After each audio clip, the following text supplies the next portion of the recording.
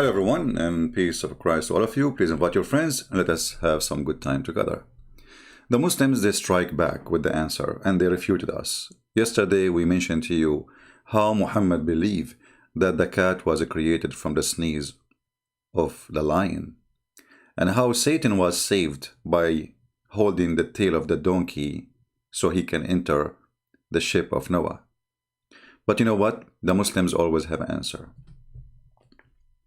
They can refute you and they can get you busted immediately. So a Muhammadan, smart one, he decided to refute us. So what he do? Islam is true. 1 hour ago, we believe in Jesus as is a Christ, but he is not God. What does this have to do with our topic? I mean, do you see how much firm they are and how much is strong and how much they can strike back? And instead of answering all the hilarious stuff Muhammad said, we believe in Jesus as a prophet. But this had to do with my topic. But because he had nothing to say, desperate, bankrupt. And now if we read the Quran he is posting for us, we will die laughing. And you might ask me why. Read with me and laugh. And you know what? I challenge you to hold yourself from laughing. Chapter 5 verse 109, 120. Hey, by the way, why 109? I mean, the chapter, all of it's supposedly about Jesus. How come Jesus appeared at the end? The chapter is the chapter of the table, which means Jesus, he made a miracle, and according to the miracle, and here, look at this, they will not refute us, they will not say what happened. Allah, he sent 5 sandwiches, each one of them have a wheel. Some, they say 7 sandwiches. Wheel? So even your statement about Jesus is a joke.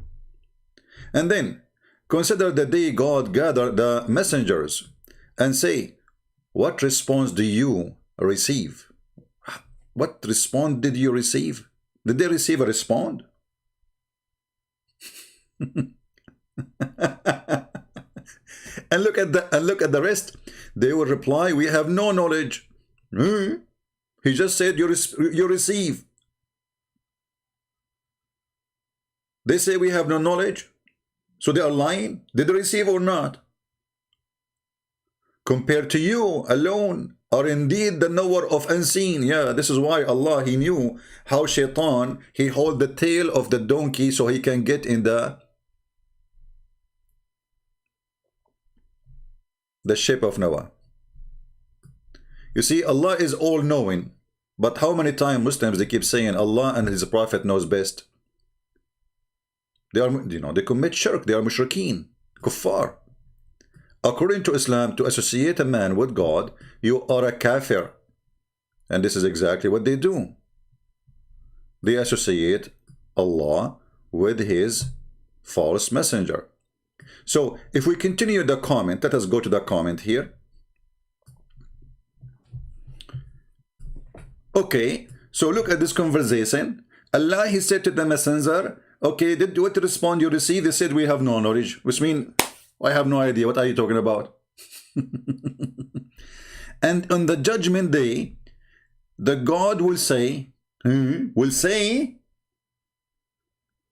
but in Arabic it says, إِذْ قَالَ اللَّهُ, قال in the past. He said, he will say, we will let it go. Jesus, son of Mary, remember my favor upon you and your mother, how I supported you with the Holy Spirit. You Muslims don't even know what is the Holy Spirit. Here we go, leave a comment. What is the Holy Spirit? You will find every Muslim saying to you, Jibreel. Show me where in the Quran it says Jibreel. And how Jibreel is a spirit, yet he is an angel. And how he is holy, but yet he is an angel. In Islam, only Allah is holy. I forgot, plus Jesus. You spoke to the people, if you're, when you are an infant, an adulthood. Hold on. Let us go to the verse in the Quran so we can laugh. Are you sure this is correct translation? Are you sure?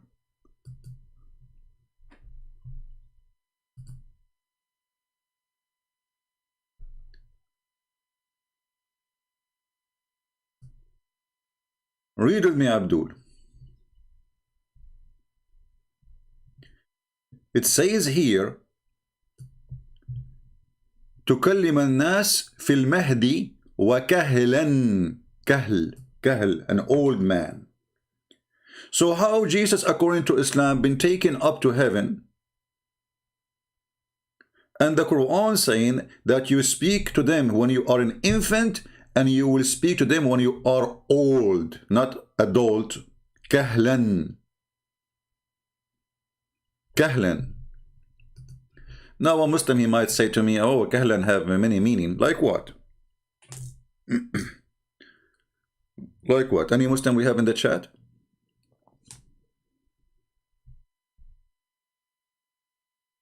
Do we have any Muslim?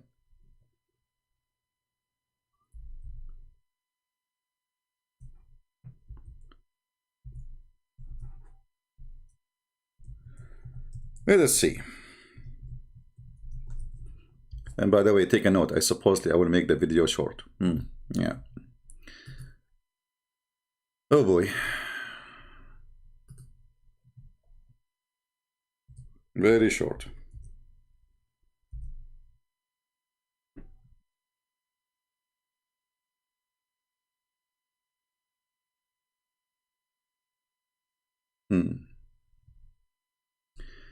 This is the dictionary.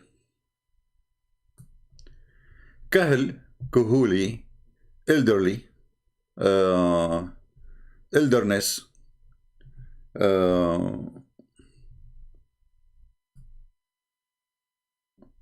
become middle age. I mean, they are giving you all the names, all the, you know. When we say rajulun kahl,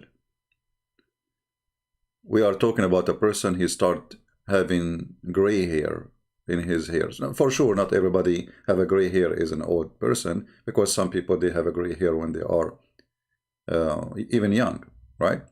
But the word kahl usually speak about someone he entered the age of wisdom. And that age, and this is why you see the Muslim, they say that Muhammad became a messenger at the age of 40. Not at the age of 30. Why? Because he is not wise enough yet. So when you say in the Quran that Jesus, he will speak to us and he will be kahl, that means he will be an old man. If you say he is 33 years old, and that's what word kahl mean, that will be funny. Because he do not need to say the word kahl. He can say, you know, when you are, you know, older, when you are a man. So here there is a problem with this story, but let it go. But the question here, who is the witness for this story? Can you name for me one book mention this story before Muhammad? Muhammad came 600 years after Jesus. So how, you Muslims, you bring me a witness who was not there? Only one witness claiming that God said that to him. And then look what it says. Remember my favor upon you and your mother. What favor? What is the favor Allah he gave to Jesus? Read and love. It says, I supported you with the Holy Spirit. Between two brackets, Jibreel. Jibreel support Jesus. How? Who is a Muslim want to tell me how? Do we have any Muslim can tell us how Jibreel supported Jesus?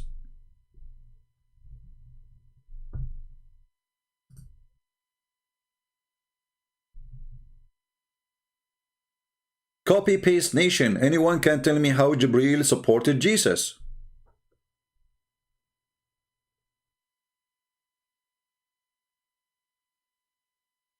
Anyone?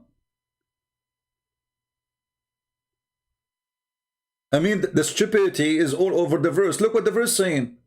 So you spoke to people in the cradle without Jibreel, in maturity. Was Jibreel talking or him? Him. So what Jibreel have to do with it? I taught you, look at the translation, guys. I taught you writing. He taught him writing. Where it says that in the verse? Where it says, I taught you writing? Where? It says, and I taught you the book and the wisdom. Writing. Allah taught Jesus how to write. If you change the translation as usual, you will find a new Quran. Let us change this translation. This is Hilali. Let us see Yusuf Ali, another liar. Let us see. Or Shakir. Read and laugh with me. We just changed the translator. Remember, we did not change anything. We taught you the book. There's no writing. And gave you wisdom. There's no writing. And the Torah and the gospel. Okay, hold on. All of this been taught to Jesus before he was born. Because remember, it says here that you spoke to them in the cradle saying what? Saying, I'm a prophet of Allah. So how come Muhammad, he needed somebody to squeeze him 3 times, and still Muhammad do not know what's happening? His wife, she take him to the cousin of her cousin, which is the father of Muhammad. His name is Waraq ibn Nawfal, and Waraq ibn Nawfal told him, this is the one you saw, his name is the Namos Jibreel. So while Muhammad, he waited 40 years, and then when he he became at the age of 40 years, even Allah, he did a plastic surgery for him, as you remember the story. And Allah, he sent 2 angels. One of them is Jibreel, because Jibreel is he's a doctor. He does surgeries. That's what he do for a living, part-time maybe. And he cut the chest of Muhammad to make him ready to be a prophet. How come Jesus is born as a prophet, speak wisdom by birth, teach God's words by birth, he learned the gospel and the Torah before birth? Because what? He taught him after he was born? Here we go. He is just 1 second old, and right away is saying to the rabbis and the Jews, well, I am a prophet of Allah. Who taught him how to speak? Allah. Where? Where he taught him? So we have a person, his name is the Messiah. He is born according to Islam as a prophet. From his birth, he is born with the book from his birth. He is born with the wisdom from his birth. Where Allah, he taught him then? He went inside the belly of Mary and he was teaching Jesus there.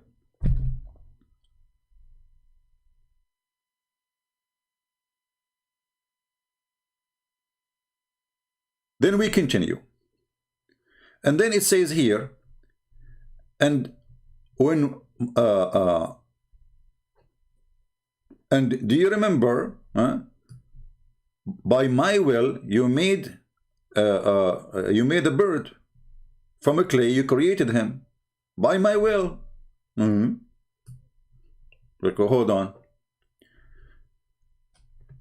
This verse here, the Muslim trying to say to us, remember the comment saying, we believe Jesus is a prophet, not God. So if Allah, he knew that, don't Allah knew the Christians will think he is God? Why the Christian they think is God? Because he do what God do. So why you are giving him by my will? I made you what? A creator. By my will, I make you heal everybody. By my will, I make you make the blind see. By my will, I make you see resurrect the dead.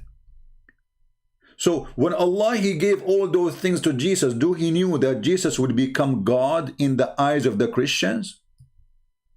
Or he is an idiot? And here the story continue, showing you how stupid this is. Because look what it says. So by my will, I taught you this. By my will, I made you resurrect people. By my will, I make you created from the mud the bird. And then he says, and then I saved you from their mischief. How come he did not save Muhammad from the mischievement of the Jews? Isn't it the Jews, they killed Muhammad by poison? Any Muslim can tell us why? If Muhammad is the most beloved person for Allah, to the point his name is over the chair of Allah, he spent the day writing the name Muhammad, Muhammad, Muhammad, Muhammad, you know, all over the chair, which is a sign of a crazy and madness. I mean, people who write in the walls the F word, they are no different from Allah writing the word Muhammad all over the chair. Give me a reason why Allah want to write Muhammad name all over the chair. So Allah, he wrote the name of Muhammad all over the chair, and yet he did not save Muhammad from the poison which he ate in Khaybar, and he died very miserable death. For 4 years he is suffering.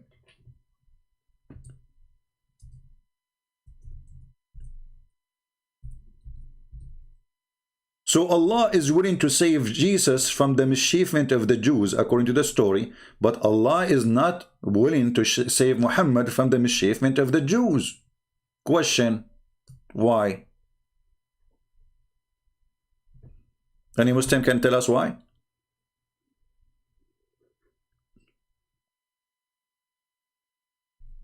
Anyone? Very simple question. Okay, Jesus has been saved. Muhammad was not. And if you want to say to me that Muhammad did not die by the poison, you are saying that Muhammad is a liar, because it is him who's saying that. Read carefully. The Prophet in his element which he died, who is talking to Aisha, said, he used to say, not only once, I mean he was wrong once, twice, 3 times. He used to say, O Aisha, I still feel the pain caused by the food I ate at Khaybar. And at this time, I feel as if my aorta is being cut off from that poison. What do you think?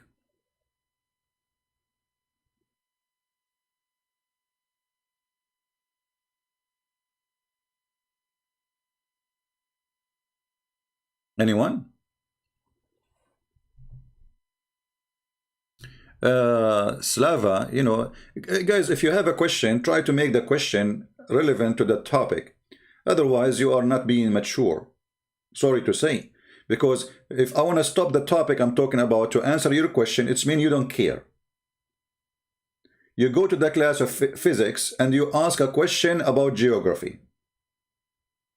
So please be consistent, adult, mature person. Otherwise, you are suffering from flight of thoughts like Muhammad. We are talking about something and you are thinking of something else.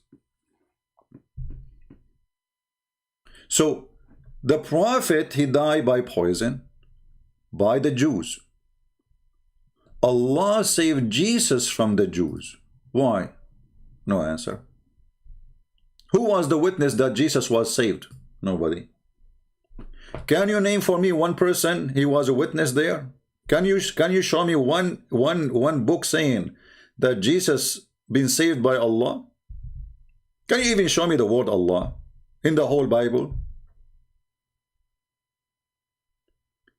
And then continue the story, which is really, you know, horrible. It says, even though the disbelievers among them said, this is obviously a magic. Who is the one who said this is a magic?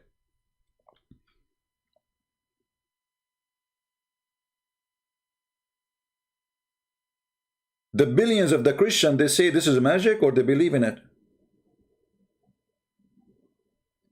And then Allah continues saying, I recall, remember, this is a Muslim translation, but in here it doesn't say that.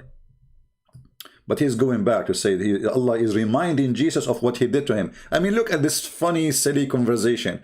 What kind of conversation is that? Is Jesus under investigation? You see, imagine you are the boss, and then one of your employees come to your office, and you start saying to him, do you remember when I paid for the surgery of your wife? Do you remember when you came to me and you said your son want to go to school and you have no money? Do you remember when your son was sick and I paid for his clinic? I mean, what is that? Allah is saying to Jesus what he did to him. So either you are accusing him that he's bad, he forgot, or what is the point of this stupidity? People, are you listening? You have to analyze and think deeply about the stupidity here. Because when you bring somebody to your office, says, do you remember when you said to me you don't have money to take the bus and I bought you a car? Do you remember when your tooth was hurting you and I closed the door of the van over your mouth so to break it? Do you remember when your wife, she want to make a plastic surgery and you don't like her without big balloons, so I gave you money? Do you remember all of this you are saying to him? You remember for what? Is that an accusation? Did Jesus forget? The Muslim, they will say, no, he did not forget. So what's the point of this conversation?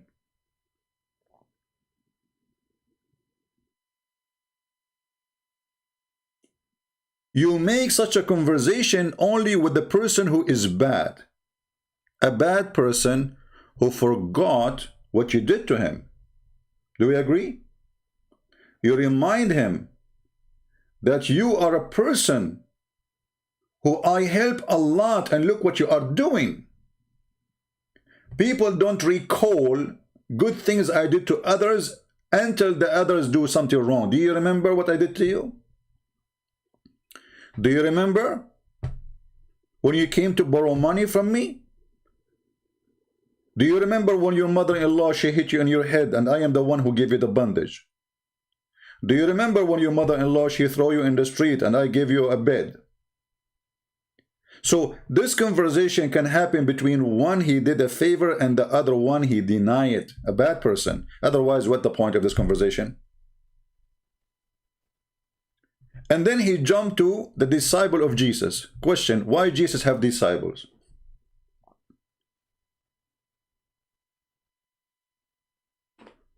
Who is the disciples of Muhammad? How come Jesus has disciples and the Quran approved that, and Muhammad have 0 disciples?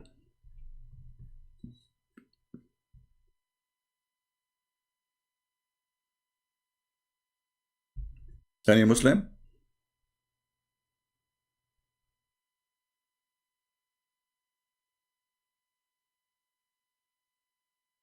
Anyone tell why Jesus have disciples? Why Muhammad don't have?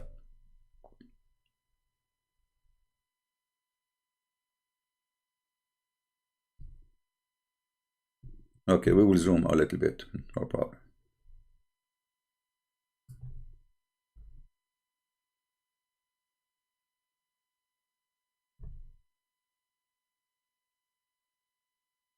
Is it better now?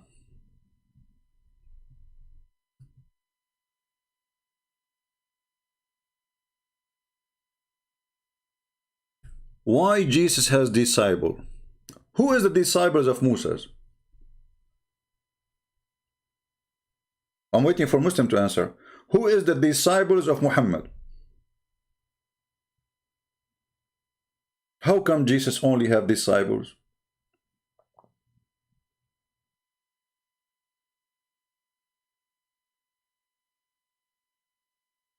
And then hear the story. How about companions? Companions are not disciples. Everybody have companions. Companions is a company. This is what the companion translation of Ashab al-Rasul, Sahaba. Sahaba is friends. Friends, Sahaba. Sahib is a friend. If a woman, she have a sahib, he is a boyfriend. If a man have a woman, sahiba, she's a girlfriend. And the Quran even uses the same word. If we go in the yellow pages of Muhammad, which is called Quran, you will see the Quran using the same word. Ashab, Ashabul Jannah, you know, all over. But when it's come to speak about individual person, you will see that Allah He don't have a girlfriend.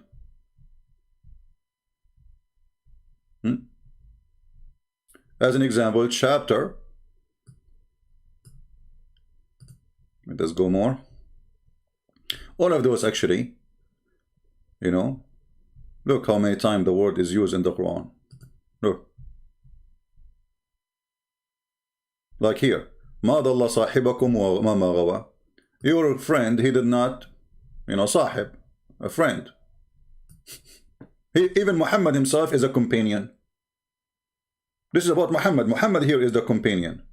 Your companion did not err. And in this chapter, Muhammad is asking people to worship the Lord of the Star. The Lord of the Star? Okay. In chapter 6, verse 101, it says, how could Allah, the originator of the heaven and the earth, have a son when he have no girlfriend? You see, this is word companion, talking about female. Change the translation, you will see it is a girlfriend. They lie in the translation as usual. This is Yusuf Ali. The word sahib, sahiba, come as what? Consort. Do you see it? So Allah have a, Muhammad, he have a consort? Not disciple.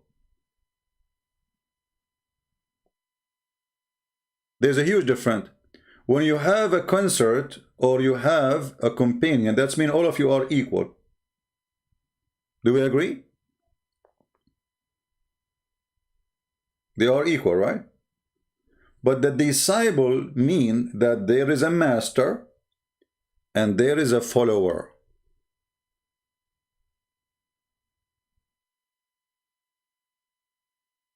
Do we agree? So when we say that Jesus have disciples, that means he was their master. They did not take him as a friend.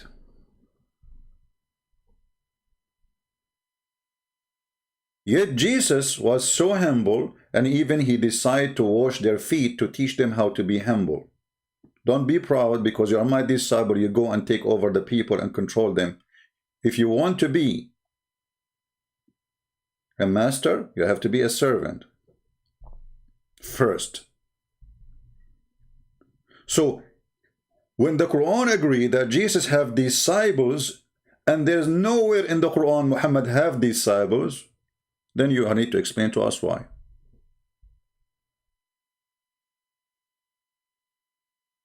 While Muhammad is a person who recites Quran, he do not know even how to explain it. Jesus was teaching. That's why he have disciples. You Muslims need tons of explanation to explain a verse, and yet you cannot explain it. At the end you say Allah knows best. Why? Because Muhammad, he left you with no explanation. Because he cannot explain it. Even he made verses for you in the Quran saying that there is part of the Quran, which is a huge part, nobody knows what it means save Allah. So what kind of book is this book? The answer is very simple. Muhammad is a thief. He does not know what he is reading. No one knows the meaning of it. It's hiding meaning except Allah.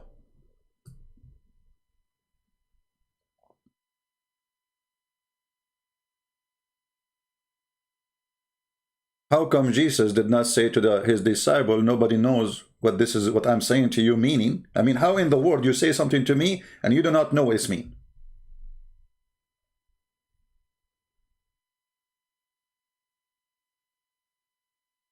Today, guys, I'm going to teach you something, and only Allah knows what it does mean. I mean, what the point of that?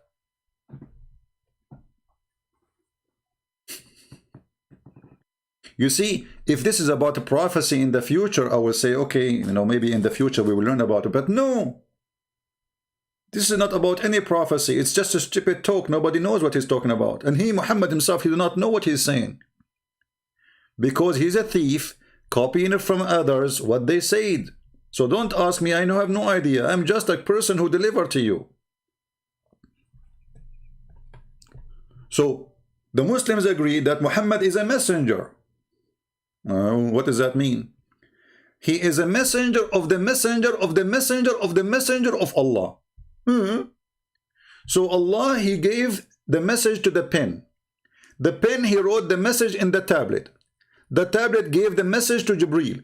Jibreel, he carried the message to messenger Muhammad. And then the messenger Muhammad, he gave the message to us.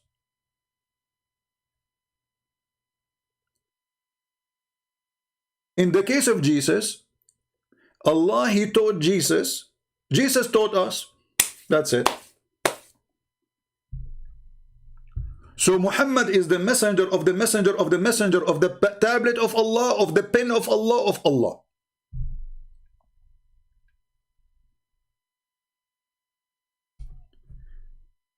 Now going back to that chapter, the funny chapter. So Jesus taught the disciples. Look what the disciple, they said to him. How come the disciple, you call him disciple, and obviously they don't believe in his Lord? Look at this. It says, can your Lord send us a table full of food? What a bunch of hungry, lousy Abu Huraira. You know Abu Huraira? He used to accompany the Prophet so he can eat for free. So are they Abu Huraira?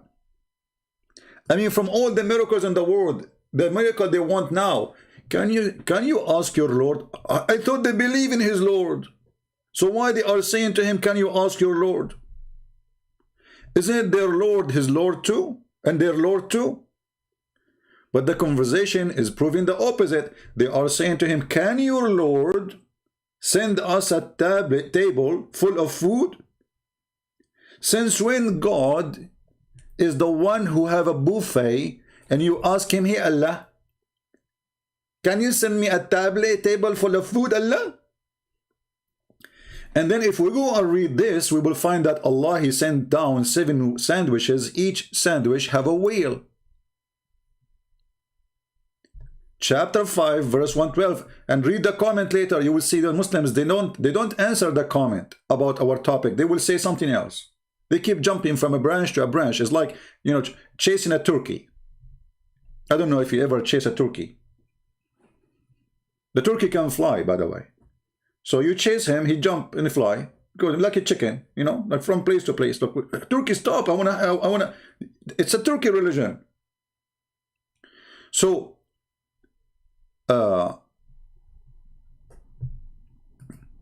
you always only explain about Islam, but you never about the Bible. Slava, there is a person, his name Sam Shamoun, he explained only the Bible. You can go there, don't complain. My topic is Islam. We have a person, his name is Sam Shamoun. You can go and ask him any question you want about the Bible, he will answer you. So stop crying like a baby. You are just trying to disturb my topic, because my topic is Islam, it's not Christianity.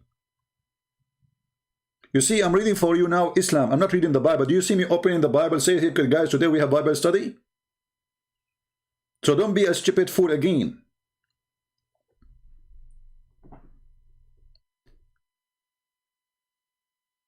And any verse you want in the Bible, you can right now go and search it, and you will find the interpretation for it, if you are a person who do not know. So don't play dumb.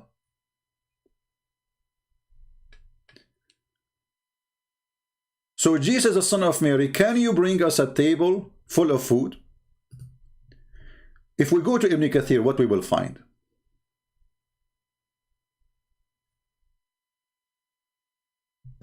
Five, 112. This is 5. And this is 112. Let us see what the interpretation will say.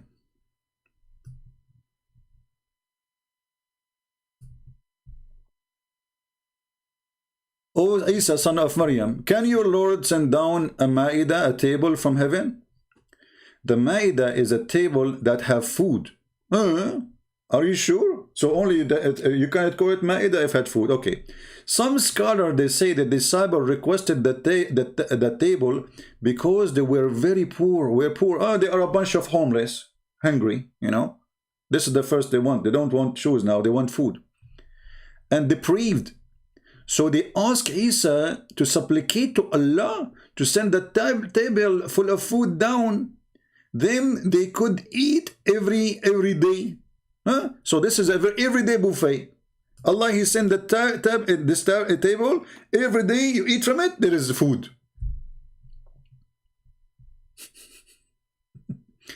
And then what Jesus said to them? He says, "Come on, don't do that. Don't ask me to do that if you are a believer." Look, what? So why He did that then? They said, we want to eat from it. If you are truly believer, don't ask me for this. That's what Jesus said to them. So they are not believers, obviously. They said, and the Quran confirmed that. They said, oh, we wish to eat, therefore we need to eat from it. And then it says here, and be strong in our faith. They are testing Jesus if you are afraid or not. So we can be strong in our faith when we witness in descending from heaven substance to us. And then Isa, he said, "O Allah, our Lord, send us down from heaven table spread with food that may be for us for the first and the last of the festival." Here Jesus have a carnival. As-Suddi said he commented about this. He says, "We will take that day on which the table was sent down as a day of celebration, that we and those who come after us would consider, you know, like this is a sacred state. So, I mean, this is amazing, a day of miracle, and a sign from you, proving that you are able to do all things and accept my supplication." Okay. Now, where is the story about the 7 whales? Muslims, where is the story of the 7 whales? What happened?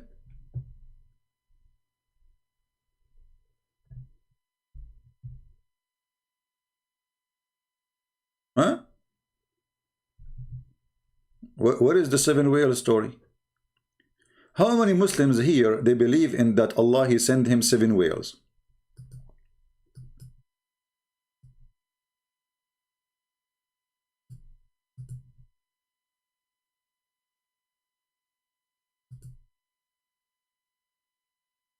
Hold on.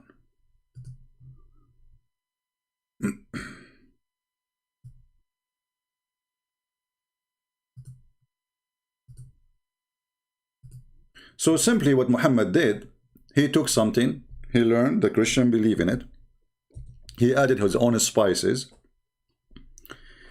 that the Christians, the disciple of Jesus, the first Christians, they don't believe in Jesus. They wanted to test him. So they asked him for an open buffet.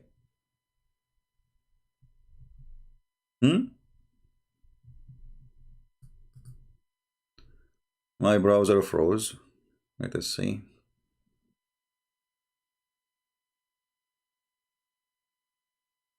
Did we lose connection? I hope not. Okay.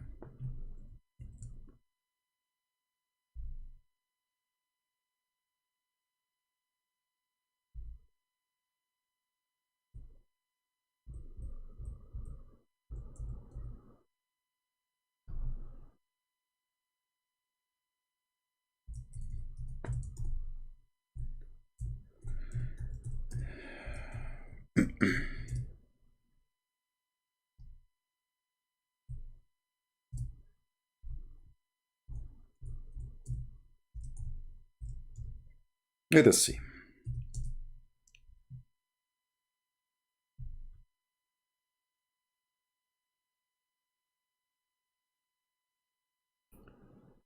I'm just trying to find out where we can find this story. I mean, where is the story of the seven wheel? You know, Allah He sent down. Right? Did this appear, you know, by mistake? Did it disappear because we want to hide it? Maybe we are not telling the truth. Okay. Let us see.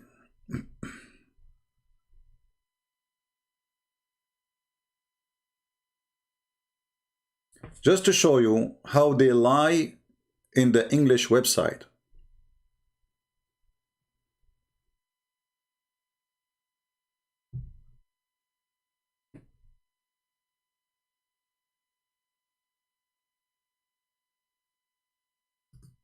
Give me a second.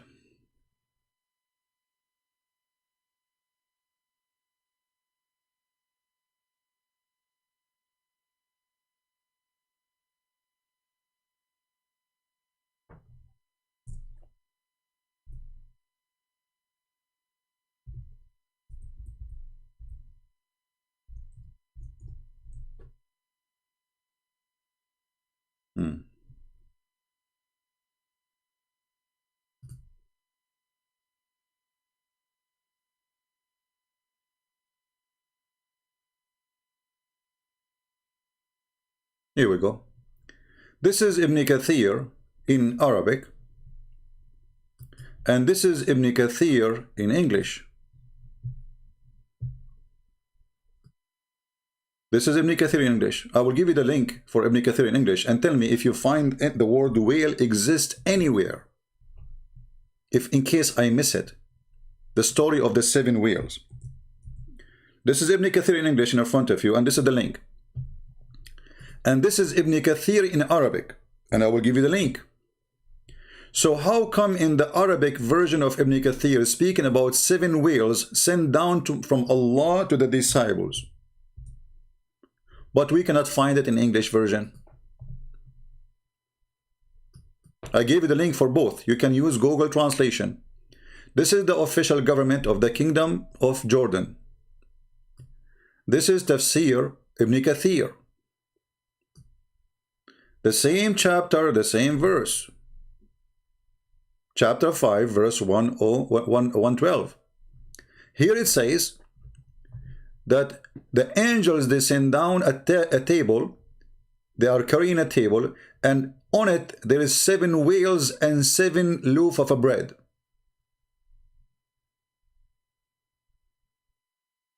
Why this is not in the English one? Let us use Google Translation. Because maybe Christian Prince is not telling the truth. Read with me. So, let God descend upon us a table from the sky, and he said, the angels, they carried the table, seven whales and seven loaves on it.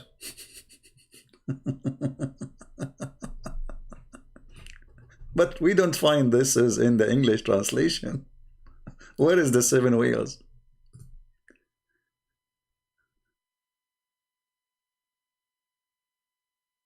You know what I mean?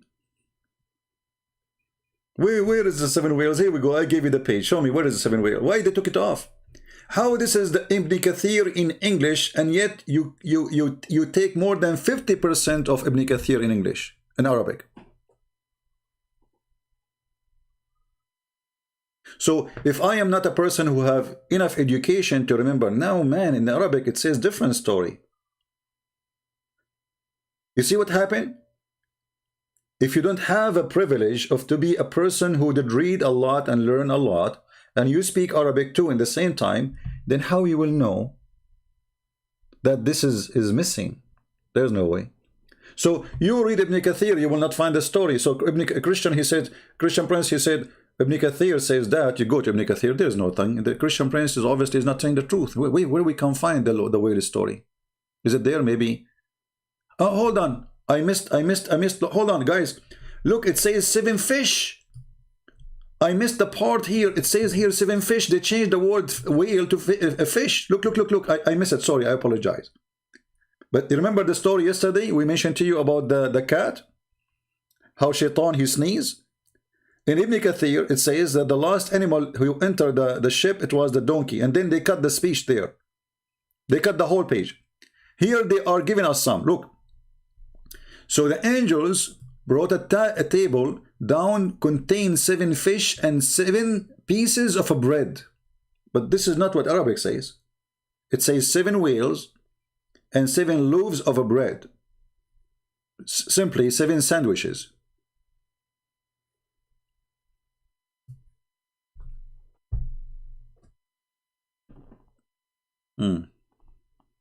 Yeah, I missed that part. It's okay.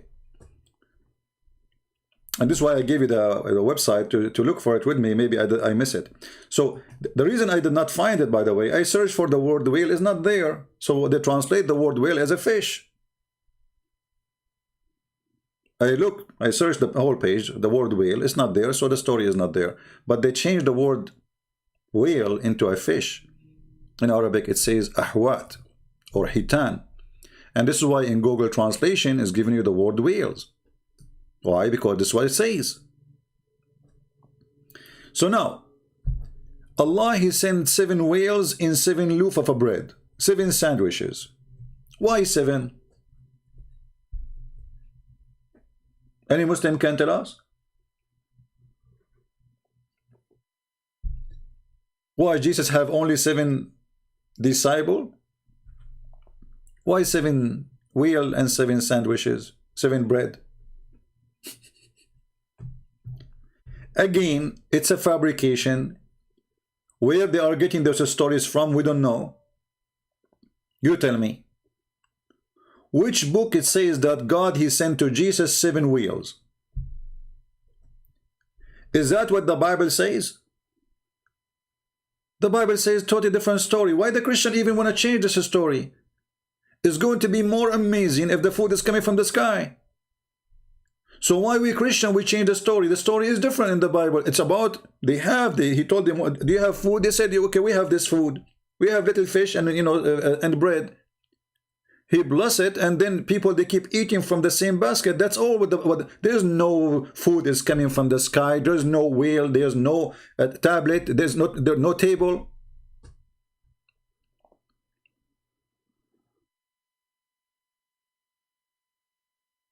And in the Old Testament and the New Testament, it warns you from testing God. When Satan, he came to Jesus trying to tempt him, he says, if you are the Son of God, you throw yourself. What Jesus said? It said, don't try your Lord. Don't test your Lord. So there is no way Jesus will do it, because they ask him to do that.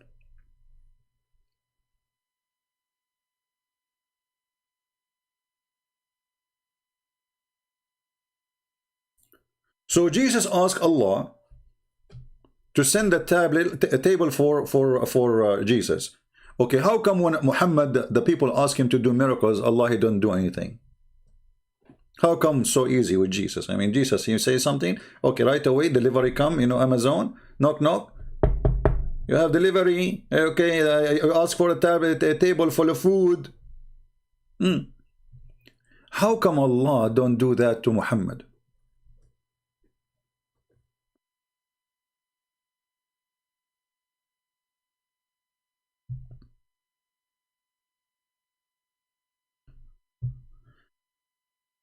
And then they said, we need to, to eat from it, and our heart will be, we will have like, we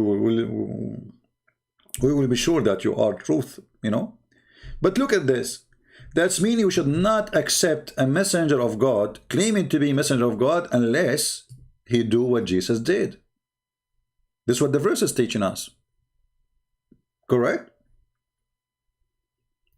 This verse defeats Muhammad, because if Muhammad is truly a prophet, then he should do the same as Jesus did. They ask him for a miracle, do the miracle.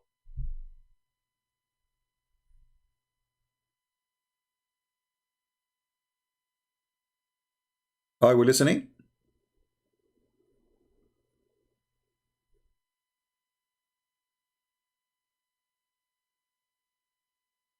This verse is saying that. But if we go in the Quran, we will find that Muhammad have 0 miracle. 0. The Quran witness that Muhammad have 0. So all the miracles Muslim they count for us in the Hadith is a lie. And why it is in the Hadith, not in the Quran? I mean, how come Allah He count every? Do you remember I said this to you and did that to you? It's the same as my grandma speaking to her, you know, her neighbor. Did you remember when you borrow from me a dish, and now you don't want to borrow a dish? I borrow a dish from you. Do you remember? So Allah is counting to Jesus everything He did to him. But in the Quran, it says that Allah He refrained from sending any miracles to Muhammad. Read it, chapter 17, verse number 59. We refrain. So with Jesus is so easy. Hey, Allah, send me a table, 7 wheel, and say, hey Jesus, what do you want? You know, I want 7 wheel and mayonnaise, please. And don't forget the ketchup. And if you don't mind, some French fries. And by the way, we like it spicy. And, you know, if you have tortilla bread, because we are Mexican, and, you know, if you don't mind, you know, a Taco Bell. This is how easy it is. So Jesus speak to Allah. Allah, He sent the Taco Bell, 7 wheels and 7 sandwiches, and everything is ready to eat. With Muhammad, Allah, He refrained to send a sign.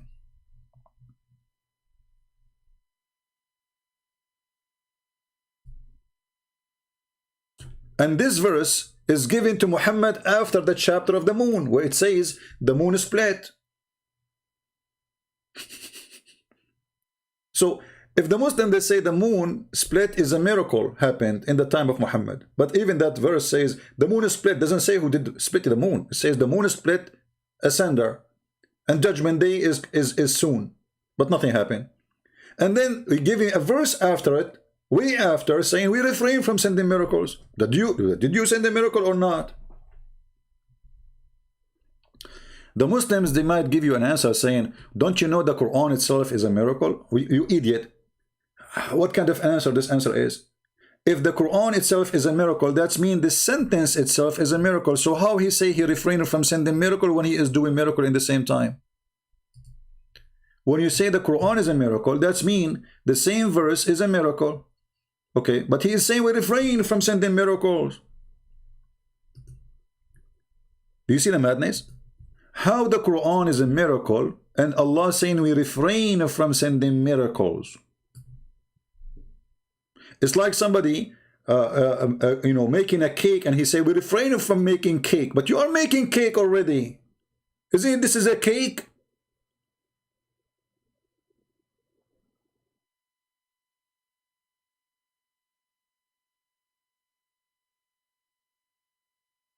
So the Muslims who gave us those verses to prove to us that Jesus is not God, he proved to us that Jesus is God, because in the case of Jesus, he said be is going to be. Name for me one time Jesus, according to Islam, he wanted to do something and Allah said to him we refrain. None. In the case of Muhammad, all his life, none. Muhammad, he told his followers, go and fight and you will win. They went to war, they got busted. He told them that 100 of you can win against 1,000.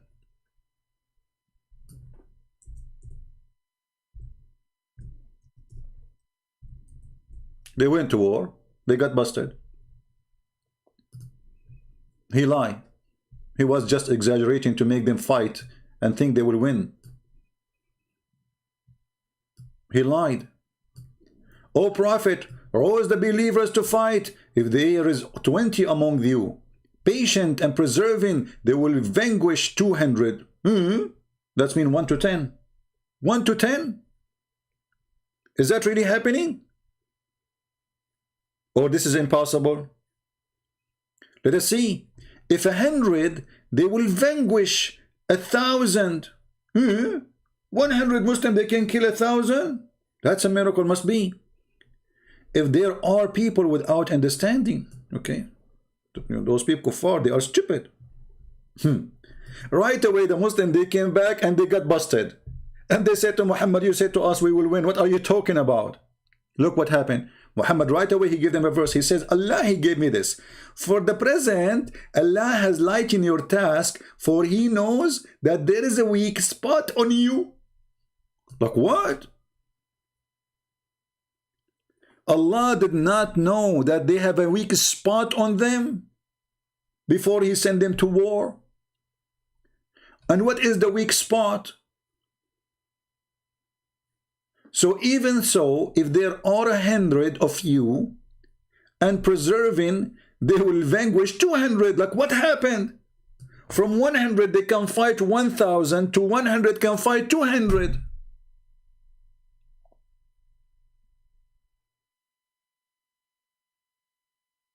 Do you see the false prophet?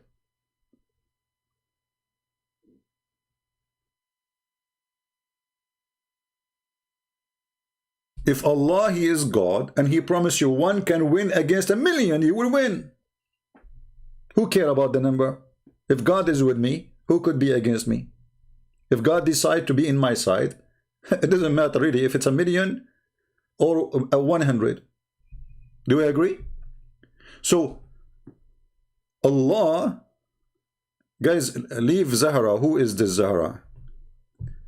People, focus with me in the topic. Let me...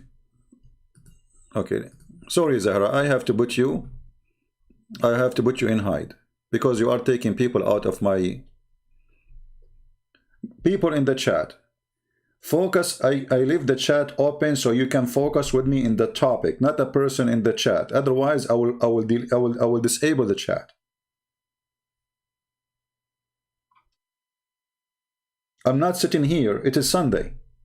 I'm not sitting here wasting my day, losing my voice, so you can chat with somebody in the... This is not a place for us to chat about talking to each other.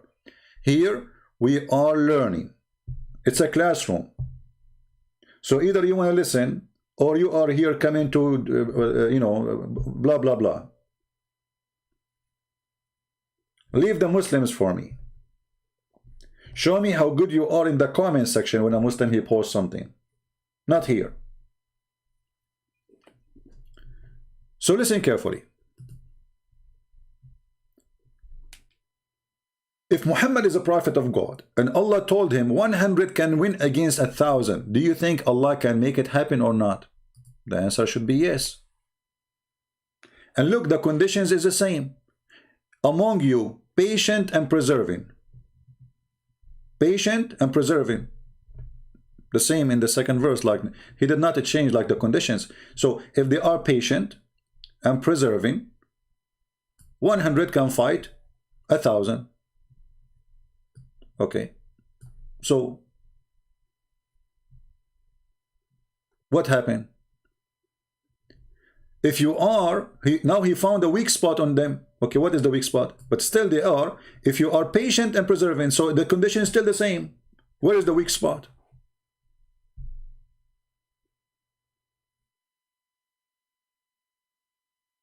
Where is the weak spot? The weak spot is in Allah, not in the, because the one who made the promise that you will win 100 to 1,000 is Allah.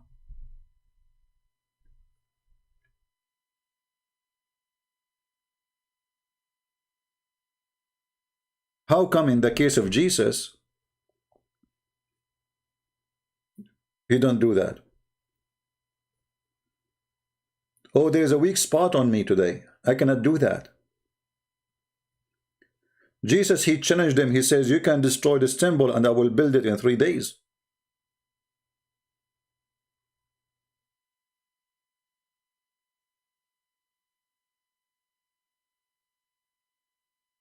Jesus, he resurrected the dead. He did not say, okay, I don't know, I'm not sure if it's going, I can do that.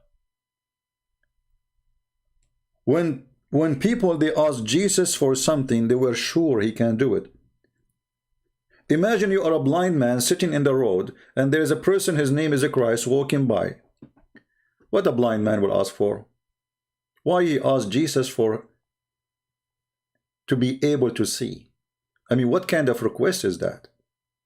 Is that something can happen? Is that possible? Is that something to believe in? that I am blind in the street and there is a guy, his name is Christ, and he is just a man, as Muslim they say, and he walk by, and then I say, hey, him, Christ, I want to see. How come Jesus said, oh, we're refraining from sending miracles? And why Jesus did not say to him, what kind of request is this request? Who told you I can do that? This is nothing I can do. I mean, you're blind. You know, you're born blind. Jesus, with all the confidence he have that he is able to do, he gave the man his vision again. He created eyes for him.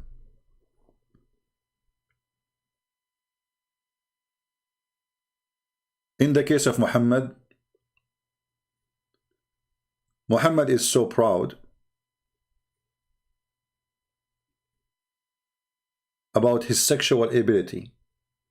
If you read the Muslim books about Muhammad, they are proud about certain things. Muhammad was a white man. How white is under the arm of Muhammad? How white is the chin of Muhammad? How white is the belly bump of Muhammad? How white the face of Muhammad? There's a video made by a guy, his name is Mufti Mink. I think all of you heard of him. Speaking about Prophet of Allah, how handsome he is. And when he speak about him, he cry. A person, he saw the Prophet of Allah. He was walking at night. He looked at the moon and he looked at the Prophet. He looked at the moon and he looked at the Prophet. He looked at the moon. You know, this guy is crying. What for what? What happened? He's describing how Muhammad looked like. He is just describing how Muhammad looked like. He is not telling you anything about God. The white man worshippers. This is a white supremacist cult.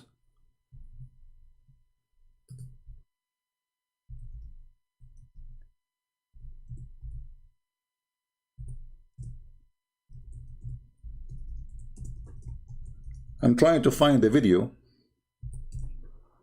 to give you an idea.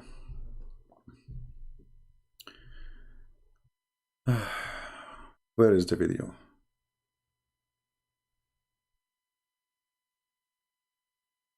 Oh, I forgot the name of the video, you know.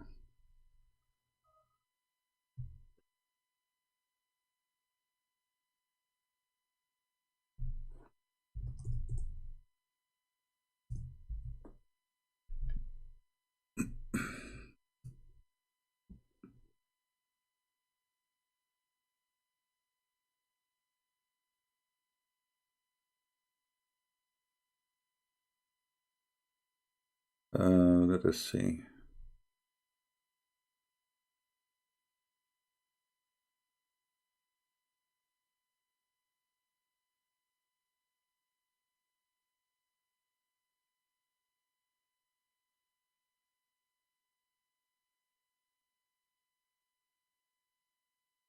I forgot the title of the video.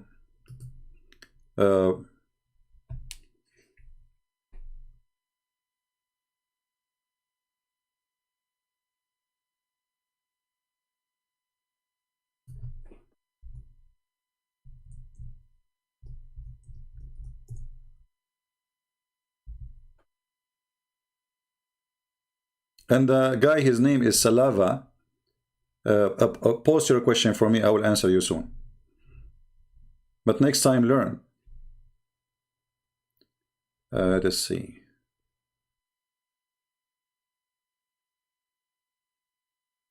I think this is the video. Hold on.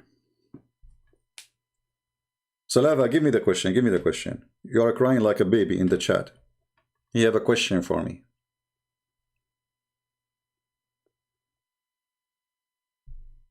All right. We are building the... Okay.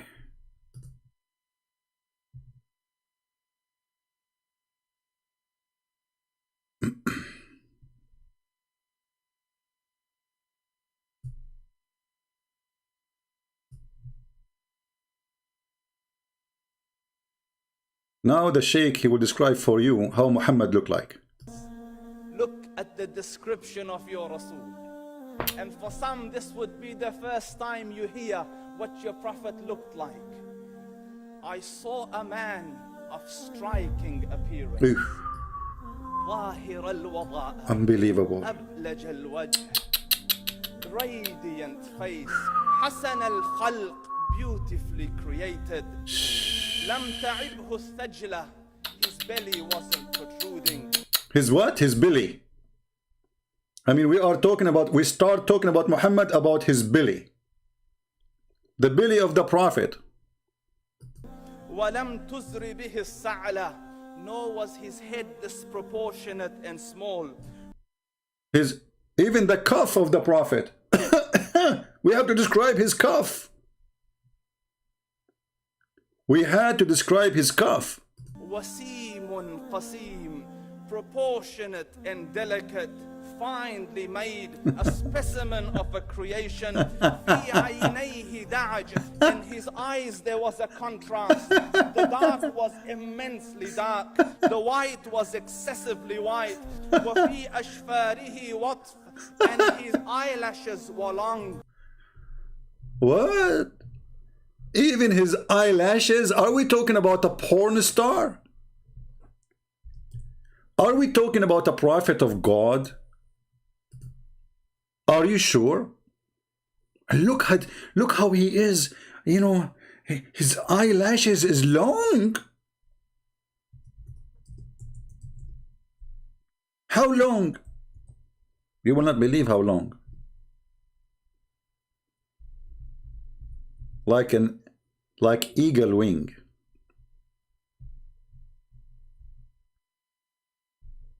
Let me introduce for you Prophet Muhammad. Eyelashes. So why we have Jesus, the healer, the resurrector, the one who can make the blind see, the one who can create from the mud a bird, as the Quran says. The Muslims are proud about Muhammad eyelashes and his belly button and his white face and his lips and his cheek. And I don't know how many Muslim women now are getting horny after hearing the description of Prophet Muhammad. All of this about Muhammad. وفي صوته صهل. And in his voice was a natural echo. وفي His voice have natural echo. Brothers and sisters, I'm going to talk to you, because I have an echo system. If I am not a prophet, I will not have an echo in my voice. He have an echo in his voice when he talk. So he say the word 3 times. I mean, have you ever heard of a stupid description like this, that he have an echo? He have an echo, his voice.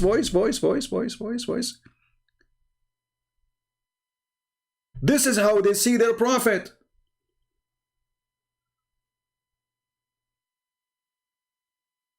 Bankrupt religion.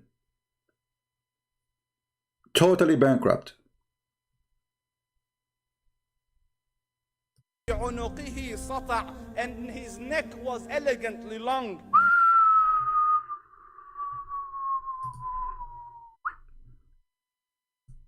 We have a giraffe. The prophet was a giraffe.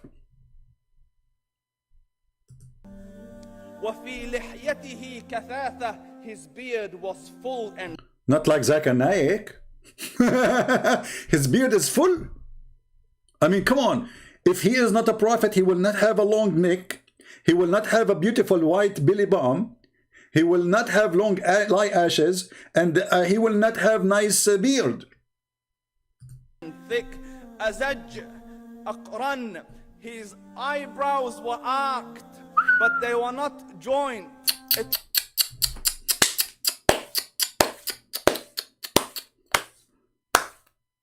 I feel sorry for myself. Look how I look like, and look how a prophet of Allah look like. Obviously, I'm not a prophet. How sad. It was separated in summit فعليه الوقار. When he was silent, dignity covered. him. وَإِن تَكَلَّمَ سَمَاهُ وَعَلَى. All right, let us go where he described. He see the man. He was walking. He saw a man. I want to go there. Hold on. Which part of the video?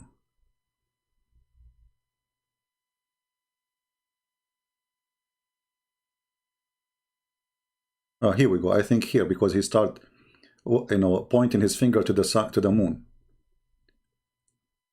Malik says, he says, I came out one night, I came out one night, it was the full moon night. It was a full moon night, brother. That's what he's saying.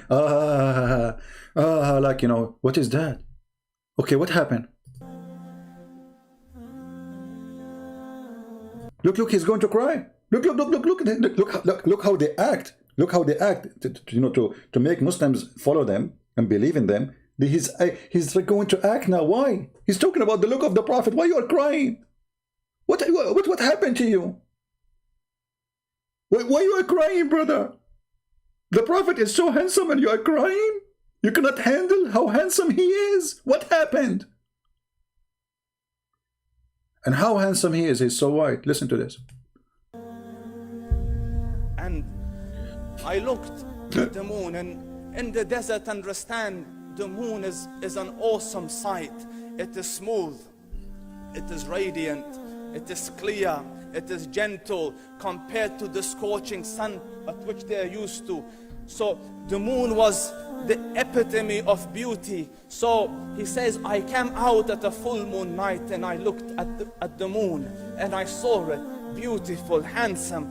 So I said, let me go see if the moon is more handsome or my Prophet is more handsome. Let me see if that is more beautiful or the Prophet is more beautiful. So I went and I saw him standing afar. So I looked at his face and... Hold on. It is dark. How you can see his face? His face is radiant, brother. His face is radiant. I forgot. So I look at what? I look at his face. And now look at this comedy. So I looked at his face and I looked at the moon. I look at his face and I look at the moon. And I look at his face and I look at the moon. I look at his face and I look at the moon. And so I look at the face and I look at the moon. I look at the face and I look at the moon. Okay, come tomorrow, guys. I'm going to continue. I look at the face and I look at the moon. I look at the face and I look at the moon. What is that? Aren't you getting dizzy? Standing afar. So I looked at his face and I looked at the moon and I looked at his face and I looked at the moon and I looked at his face and I looked at the moon. For the sake of Allah, Shane, stop, man. Like, come on. What do you saw at the end? Give us the conclusion. And he said, Wallahi, he was more handsome than the moon and its... Conclusion. Conclusion. He is more white and he is radiant and he is shiny and he have a thick beard, he have long eyelashes, he have nice belly button, he have nice ass, he have nice nipples, he have nice lips, he have... Okay.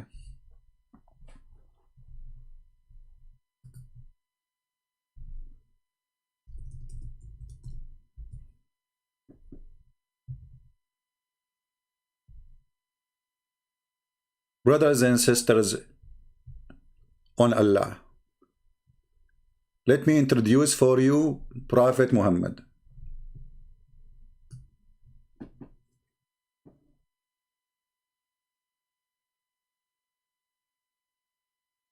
What? Is that a religion? So why, while we are talking about Jesus the creator, Jesus the healer, Jesus the sin-free, they are talking about the eyelashes, the belly button, the ass of the Prophet, the penis of the Prophet, the face of the Prophet, the beard of the Prophet, the nose of the Prophet. I mean, what's wrong with those with religion? And they say they don't worship Muhammad.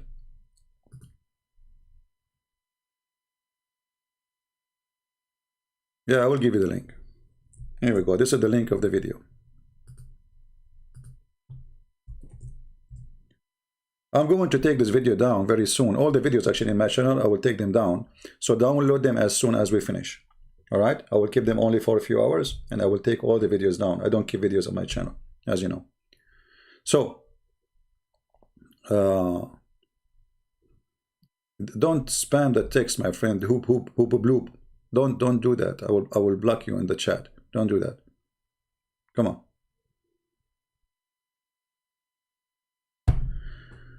So when the Muslims, they come to us to refute us, they are bankrupt. Totally bankrupt. You have a fake prophethood. Your prophet is a false prophet. And because you are bankrupt, you are coming to us to describe his Billy Bomb. You are down to the Billy Bomb. This is what's happening to you. You are so down to the point you are going down to the Billy Bomb of the prophet. You could not describe for us how good he is. You describe for us his Billy Bomb. What kind of religion this religion is? While the Quran is busy counting the countless miracles of Jesus, the Muslims are busy counting for us the Billy Bomb of the prophet. The prophet, he used to have sex with all his wives in one night without washing. This is what they are proud about. And later we found that Muhammad, he did not have sex with any. The guy was a liar. He cannot even have sex with one. This is why all the women he could not have any children from them, including Khadija. The Muslim, they say to you that Fatima, she is the child of Muhammad. That's a lie. Those are the kids of Khadija from previous marriage. Khadija, she have 2 husbands. Muhammad is number 3.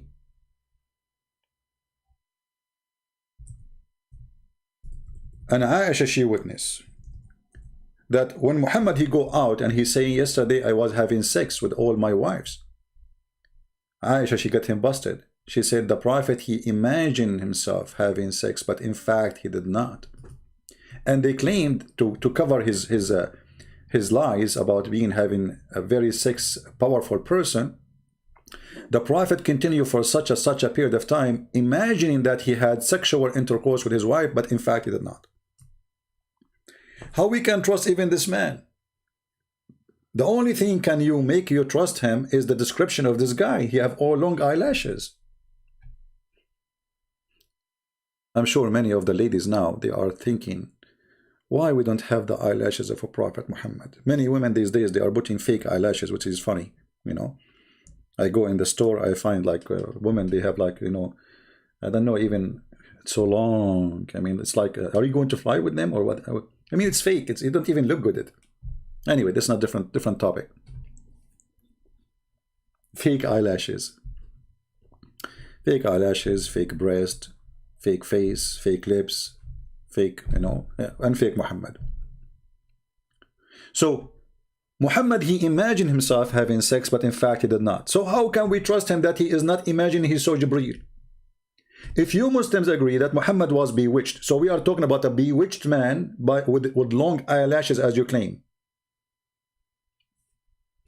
Is that authentic hadith about his long eyelashes? About his face is radiant? So why the Arab, they did beat him, they laugh at him, nobody believe in him? You know?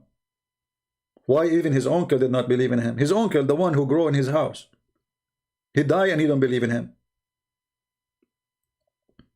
Maybe his eyelashes wasn't working. Right? So my friend, when you come to us to prove to us that Jesus is not God, at least give us a verses in the Quran helping us to believe in that. What you gave us, that Jesus, he made all kind of miracles. And you are giving us a statement of a man, as you see, he imagined himself having sex. Even his sex have no witnesses. So Muhammad, you have sex yesterday? Yes, brother. With your eyelashes or with your private part? Oh, I was using my finger. Excuse me. Because obviously he was not. When Muhammad, he imagined himself having sex with his wives, he was doing sex with who? It turned out it's not the wife, so it was who? His nose? He put his finger in his nose? And he think he's having sex? So if a man, even his sex is imaginary, it's fake, it's false. And the excuse is he was bewitched. So during that time, the Muslims, they say he was bewitched for a year. How many times he gave you verses from the Quran? And he was under black magic.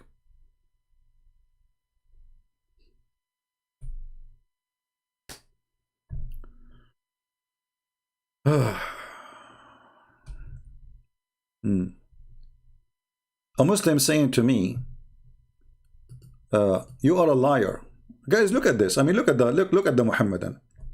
I'm showing him the reference in the screen, and he said to me, you are a liar. And you know nothing about Islam.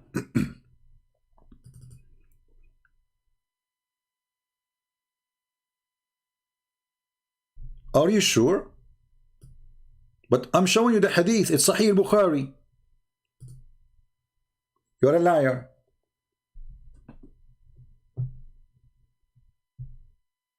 No, Muhammad, he have no kids. Muhammad have 0 kids. This is why there's a chapter in the Quran. A man, he accused him that he is cut off. Cut off what? Cut off his penis. He don't have a penis. They were making fun of him because he is a cut off person. The Muslim in the translation, they say he's cut off from having kids. But if he have kids, he have kids. So how they say to him, he have kids, you know, he's cut off.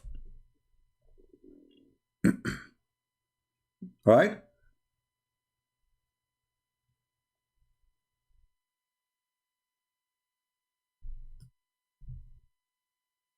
Chapter 108, 3 verses. I mean, have you ever heard of a chapter? All of it is 3 verses. Allah, he promised him the fountain of what? The fountain of a sperm in the heaven. Muhammad is angry. Why? Because there is a man, he is saying you are cut off. Between 2 brackets from every good thing. What's a lie? What every good thing? Change the translator. Right away you will see different Quran. It's a miracle. Look at this translation. What happened? Shrink. In what? What kind of a translation to translate? This guy is not even using Google translation. Let us change translator. Just to show you how the whole Quran changed by changing the translator.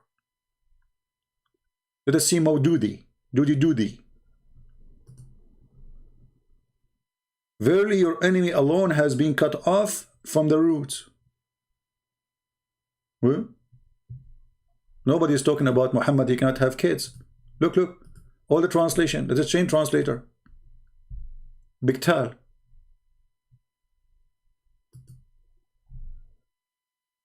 Look at this. Who is without posterity. Posterity, you see it? You have no children. The one who has said that to you, he is abtar. What abtar mean? He's cut off.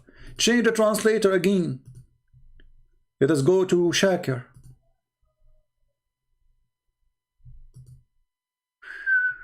Look how the translation changed. It's a miracle. Change again translator. Every translator give us a new Quran. Yusuf Ali. He will be cut off from the future hope. This is what he's talking about. What if we go and read the interpretation for the verse so we can laugh together? Shall we? Just to show you how disaster those who try to defend Islam by faking translation. Chapter 1:8.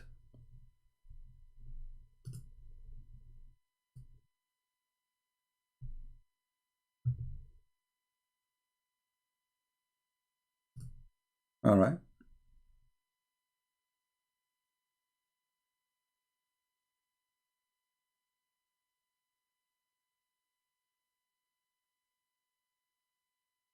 This is verse number 1. Let us go to verse number 3.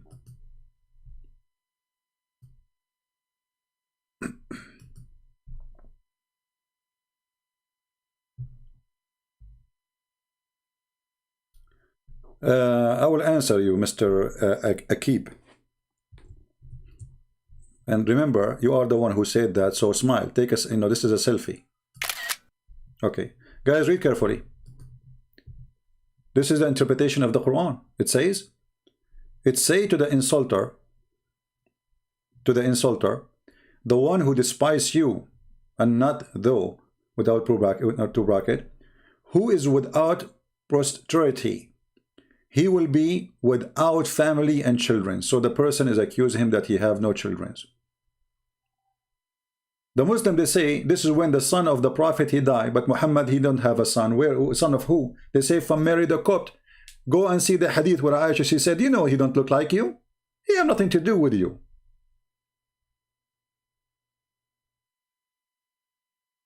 Muhammad was a potent man. And Muhammad, he cried when this child, he died. So why Allah don't resurrect him for him? At that moment, Muhammad, he need Jesus. If Jesus was there, Jesus will touch the sky. He will not even touch him. He will say, hey kid, come back from the grave. Muhammad could not do it. Now we go and see the comment of the Muhammadan. Smart Muhammadan making a comment. What we can say. Yeah, they are welcome. Especially a smart one like this guy. He's a genius. If you say Jesus is God, why would he kill himself? You idiot. Who said, where in the Bible it says that God, he killed himself? I want to learn from you. Can you show me where in Christianity we teach that God, he killed himself?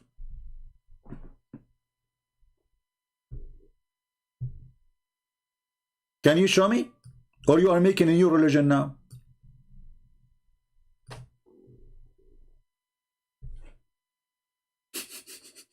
You see the stupidity? What the Bible teaches us, that God, he knew the future. They knew what they will do. He knew what they will do. Jesus, he told them, you will deny me. You will betray me.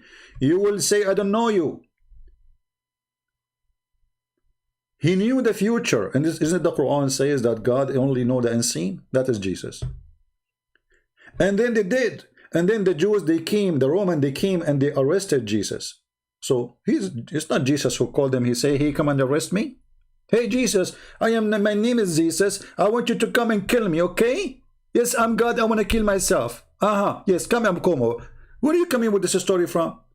So they fabricate their own logic. And now let me ask you the same question.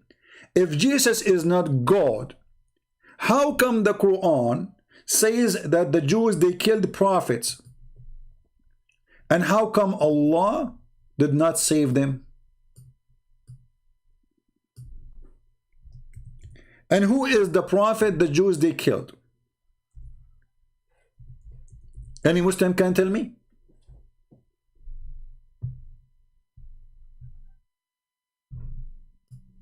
Chapter 5, verse number 70. It says the Jews, they accuse prophets of lying and they killed prophets. Some they slew. Do you see it? Name for me the sum. When you say some, they have to be more than 3. Give me 3 prophets was killed by the Jews according to Islam.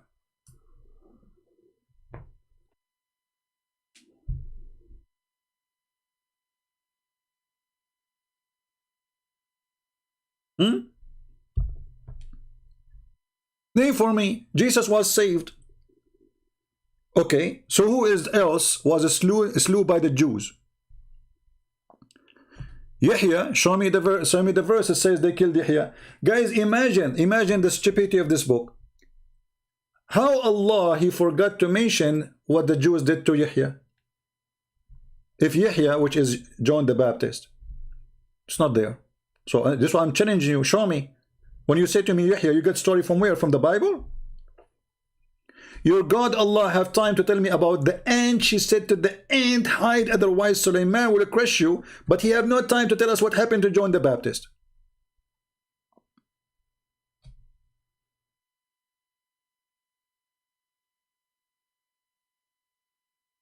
So the Quran confirmed that the Jews, they killed prophets. So how come Allah will save only Jesus?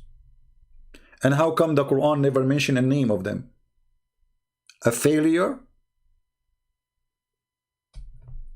Huh? And actually, the comment this Abdul he gave us proving that Jesus is God. Why? Because as long you agree that Jesus is not killed and Muhammad was killed by the Jews,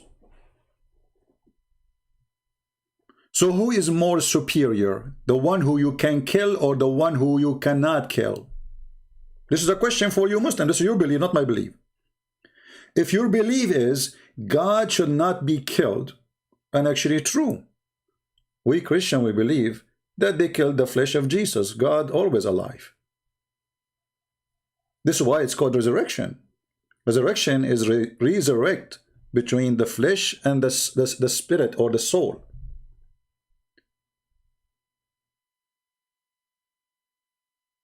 And as you know, our God is a spirit too. Not like your God, who is just a piece of concrete, a samad. What is a samad? Samad is from masmood, which is a whole, have a solid body around it. In Arabic, we say masmuda, which is taken from the Aramaic word, which is a place you put your coin in. You make an empty bowl from a clay, and you make a hole in it, and that is what masmuda is. So your God is a clay and he is empty from inside. Once I was taking I have like two Muslims. One of them is an old man, older, and the other one is younger. And the younger, you know, they cannot take it to see a Christian. He's like an Arab Christian. They cannot take it. So right away he started to argue about religion. So we are eating, you know, and then he says to me, you know, I have a question for you about Jesus, you know. And the old guy, he said to him, don't go there. Let us eat. We don't want to talk about this. The younger one, he insists. I said, that's okay. Let him ask. So he said, if Jesus is the Son of God, how come his father let him be killed? I said, well, you got a point there. You get a point. If Jesus is the Son of God, how his father let him get killed? But look what happened. And I said to him, but according to you, Jesus must be then the Son of God. He said, how? He said, you just told me if he is the Son of God, his father will save him. Isn't it? This is what happened in Islam. If he is the Son of God, his father will save him. But this is what happened in Islam. God saved the Son. So your logic always works against you. And we Christian, we don't believe that God, he killed himself. That's a lie. There's no verse in the Bible says such a thing. You are fabricating news about the good news. This is how Islam can survive, by making gossip against the Bible. Gossip, lies, fabrication.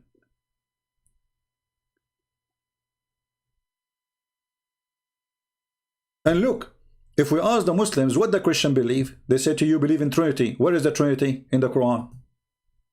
Any Muslim can show me the Trinity in the Quran? The Trinity in the Quran is the most confusing, stupid Trinity ever. According to Muhammad, the Christian believe in Jesus and his mother and Allah. That is the Trinity. But there is no single Christian believe in that.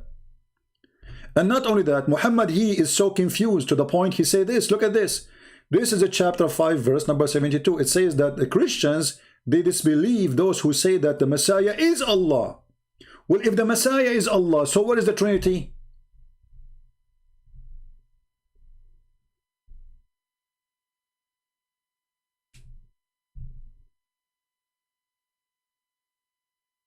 Any Muslim can tell me? The verse saying, those who say the Messiah is Allah is kuffar. Surely disbelief. Who say, Lu, Allah is the Messiah. So who is number 2 in the Trinity and who is number 3?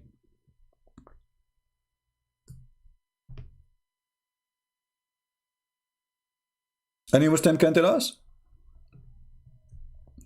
We have a servant of Allah saying, don't listen to this guy, he is misleading you. Yet you cannot refute me, my friend.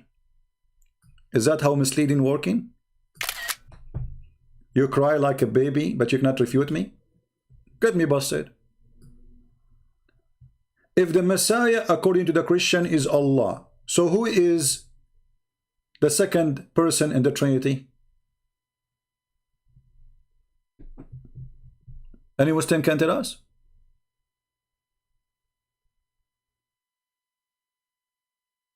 Or what you do, you complain and you cry, Christian Prince is misleading you. Christian Prince, he make you leave Islam because he's lying to you. Make him fool of myself, prove it. Who is the one who make fool of himself? The one who claim that when he poo-poo, the earth open and eat his poo-poo. That's Muhammad. I never said that. I can tell you, when I do poo-poo, there is a toilet seat will swallow it. But I will never claim that my piss is like musk. It's not.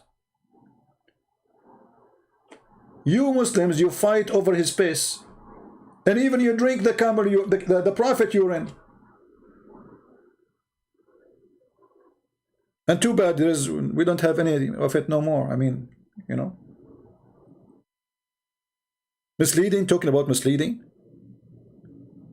So, if the Messiah is Allah, who is the Trinity?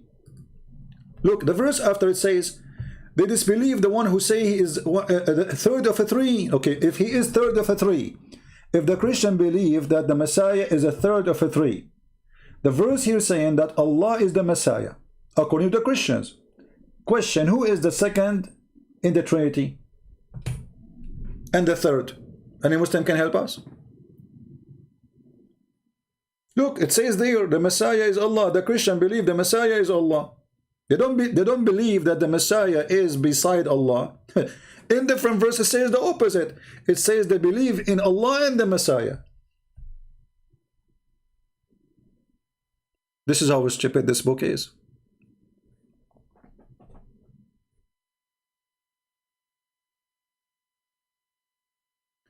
The verse after it here, in verse number 75, chapter 5, it says that the Messiah is a messenger. All messengers before him, they die.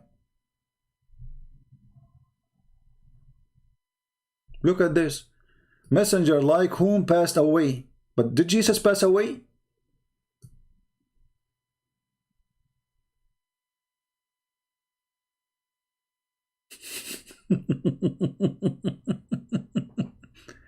The same statement about Muhammad. A servant of the most merciful. Do you like to call me? And talking about your route in hell. Isn't it the Quran says, وَمَا مِنْكُمُ إِلَّا وَرِدُهَا? Each one of you is going to enter hell. You Muslims, not me. Isn't it Abu Bakr and Umar al-Khattab? He says, لَا آمَنُوا مَكْرَ اللَّهِ. I cannot trust the deception of Allah. So even if my foot in the heaven, I don't trust him, I might go to hell. So all what you can do, cry like a baby, but you don't dare to call me and speak to me.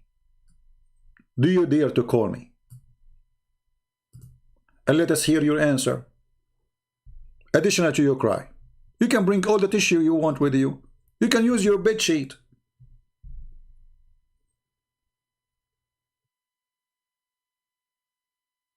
Do you want to do that? Or you want to stay crying? Play victim.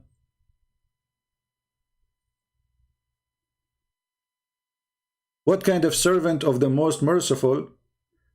He don't dare to be a servant. Don't you want to serve Allah and call me and defend Allah?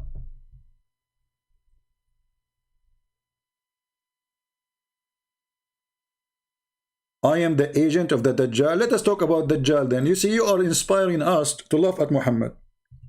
Guys, you are the agent of this Dajjal. According to your prophet, there's 30 Dajjal. Which one will come? Can you count them for me? There's 30 men, they will claim to be the Messiah. Why everybody want to claim to be the Messiah? Nobody want to claim to be Muhammad.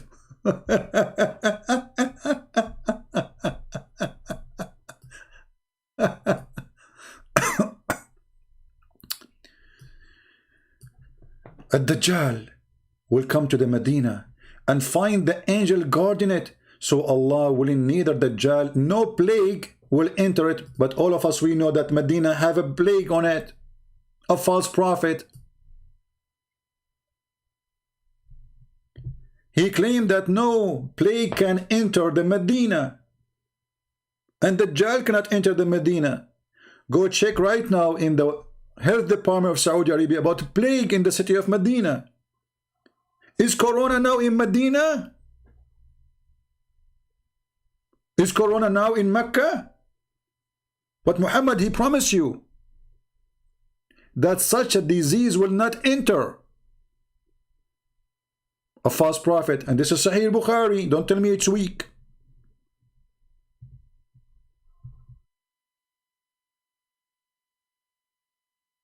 My friend, you are too small even to say my name. I don't have a mirror in my house because I get scared.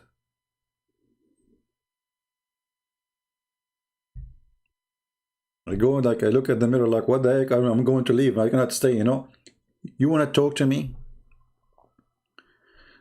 We know that Zionist paying you. Okay, no problem. But what about Muhammad being paid by the Zionist? Let us see what if Muhammad was a Zionist made or not. Obviously, Muhammad was a Jewish agent. He was the puppy of the Jews. How we can prove that? Let us go to the Quran. If you go in the Bible, you will see the word Palestine. You will not find the word Palestine even once in the Quran. Why? Because the Quran side with the Jews, promised them the Holy Land, ordering them to go and kill everyone who live in it. Chapter 5, verse number 21. Do you see it, servant? Your God Allah is a Zionist. And remember Moses when he said to his people, okay, what he said, Allah have a favor upon you. He favor you upon all mankind. Okay. He made you kings. Okay. He made the prophet from you. Okay. And now what? O my people, enter the Holy Land which Allah has assigned into you. Do you see it? The Zionist God. Do you see it? Your God is a Zionist. He's the potato of the Jews. They made him say, this is the Holy Land assigned to us. Who? The Jews. It's not to Yasser Arafat. It's not to Hamas. Not even a single time in the Quran, the Arab mentioned in that word, in that place. Not even a single time the Palestinian is mentioned in the Quran. Not even a single time even in the Hadith. What the Quran is saying, that this is the land of the Jews. You like it, you don't like it, do breakdance. So you are the servant of Allah who is the servant of the Jews. Isn't it the Quran says that Allah, he favored the Jews over all mankind? Not only mankind, even over the genies. The Jews, not the Arab.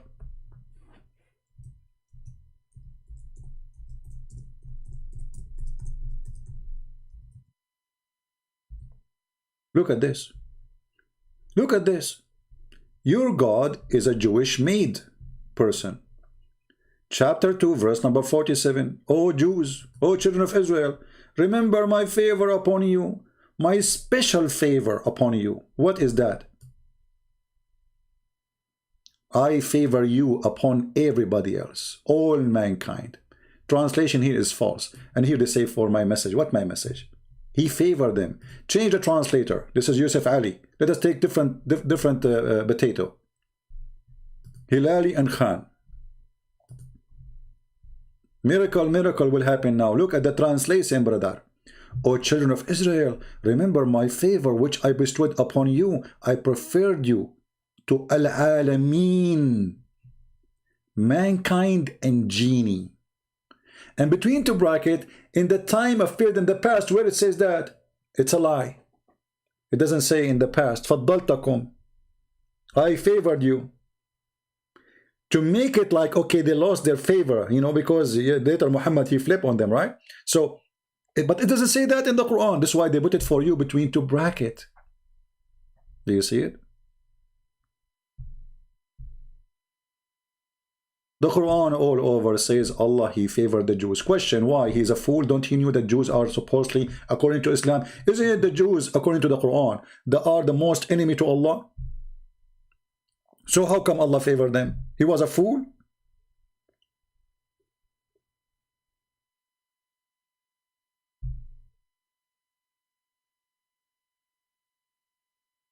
Who's next?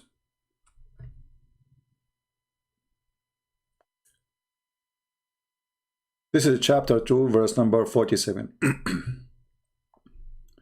Those things exist in many places in the Quran, not only in one place, you know. This is not only one place deal. The Quran many times, it says it clearly, like chapter 2, verse 122, as an example. Chapter 45, verse number 16. And actually in this one, it says it clearly that the prophethood is coming from the Jews, not from the Arab. Look at this. We did aforetime grant, what aforetime? Let us change the translation. I mean, that's a stupid translator. Aforetime. This is Hilali and Khan, Muhammad. Indeed, we gave the children of Israel scriptures and the understanding of the scriptures and its law and the prophethood. He gave them what? The prophethood. So prophet have to be from the Jews, from the children of Israel specifically. Do you see it? Muslim, do you see it? Chapter 45, verse number 16. The prophethood is from who? From the Jews, not from my people, the Arab. Do you see it? And in the top of that, I preferred you above all mankind and even genie. And then again, between two brackets, making jinns, and for the time and period. Where it says that? Where it says in the verse, period of time? Where it says that? It says here, فَضَّلْنَاكُمْ عَلَى الْعَالَمِينَ فَضَّلْنَاهُمْ عَلَى الْعَالَمِينَ. Where it says, for period of time, coward liars. If you change the translator, you will find that those words disappear. Period of time. They put in two brackets to correct Allah. Allah, this is, you know, people will get confused now. What are you talking about? You favor the Jews? Don't say that. You should say, can't Allah, He says, for a period of time. Why are you adding it? Why you are adding something to the verse, it is not there? Because you are a liar. Look, we changed the translation. We did not change the book, just a translator. Both are Muslims. And exalted them above the people of the whole world. Where is the past for a period of time? It's gone.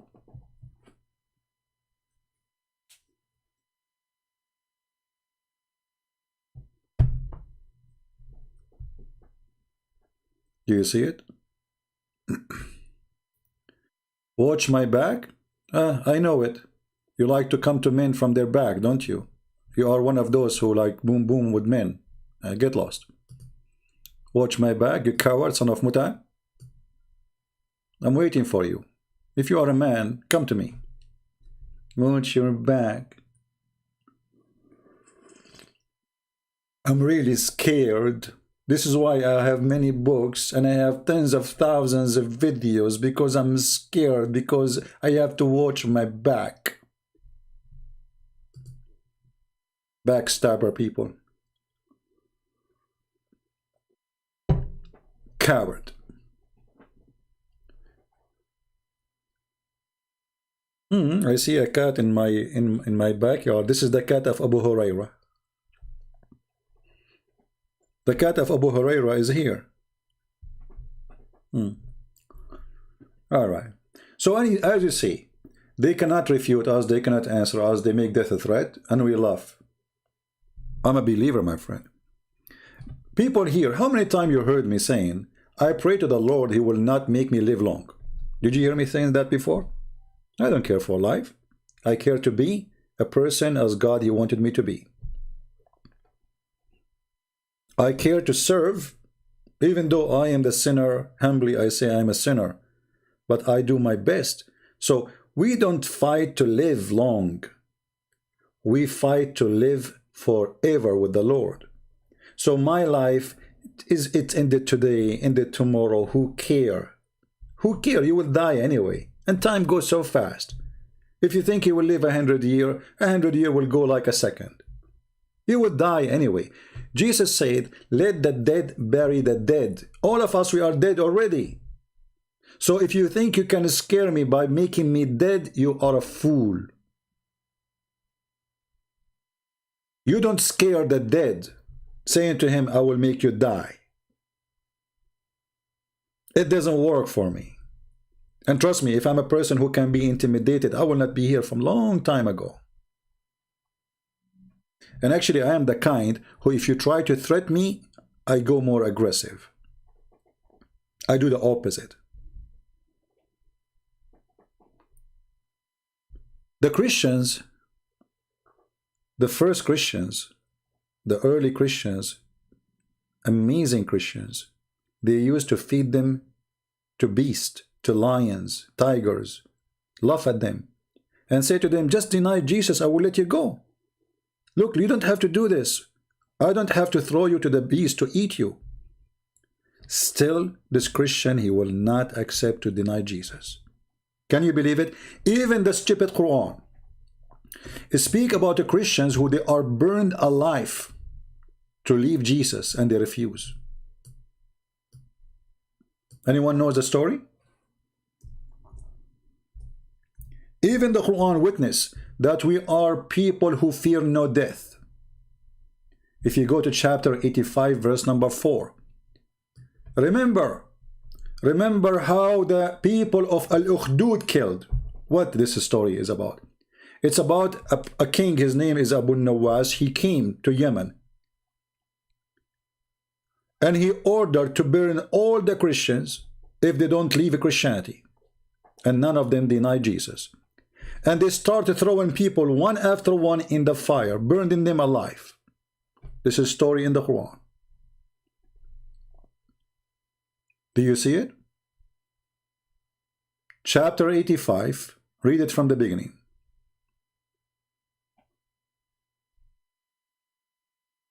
And the Quran calls us believers.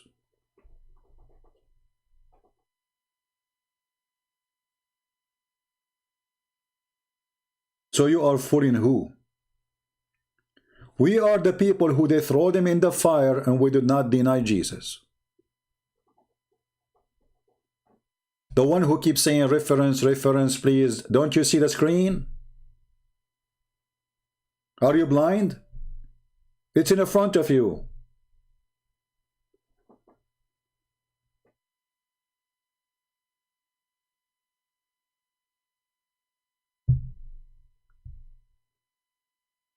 Who is next?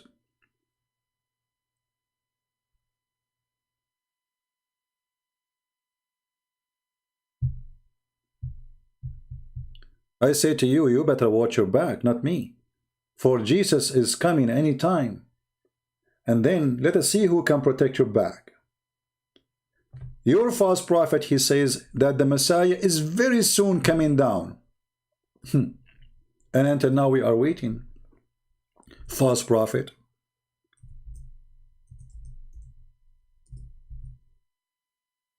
False prophet. Claiming that the Messiah is almost coming down in the corner. He is there. Look, he is coming. And nothing happened. But you are the one who have to watch back, because my Lord the Messiah is going to descend. And your prophet saying he will descend. Do you know why is that? Because he is in heaven. While your prophet is dead under the ground.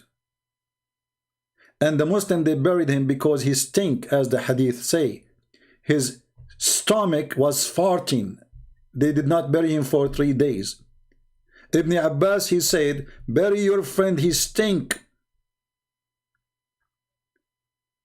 The Hadith says his nails became green and blue. قد أنتن.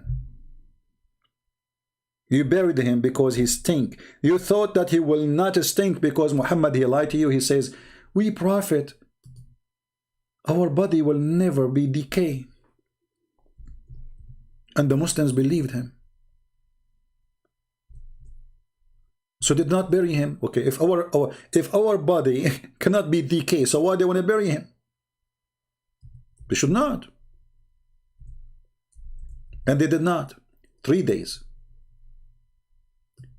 They said to him, Prophet, how our prayer will be displayed in front of you and you will be decayed. He said, oh, we people of a prophethood, our body cannot be consumed. Do you see it? So they bury him because his body consumed. He stink, he lie. Why you don't Muslims open the grave of Muhammad? Let us see what happened to his body. If this is true, his body will be the same as it was in the day he buried, which was a stinky anyway.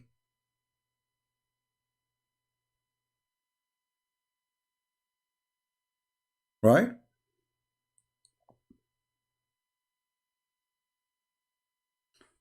I invite you Muslims to believe in the Messiah. He's the only one can save you. Muhammad is a stinky. He stink, he die, he rotten. And this is written in your books that he smelled bad. He was farting, his belly was going to explode. And they buried him before it's going to explode. Do you know why his body? I mean, this has happened to everybody, by the way. If you are a person and it happened, you die, and they leave you out of the grave for a few days, then your belly will become big. Why? Because the bacteria is going to digest the food you have inside you. And all kind of gas will come. And the gas is not coming out. So your belly will become big.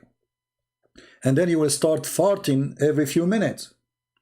The gas cannot be held inside you, and the gas will coming out from your anus. So Muhammad, he stink. It says in the hadith, قَدْ رَبَى بَطْنَهُ. Who is a Muslim when I say to me, this is not true? That I'm making things up.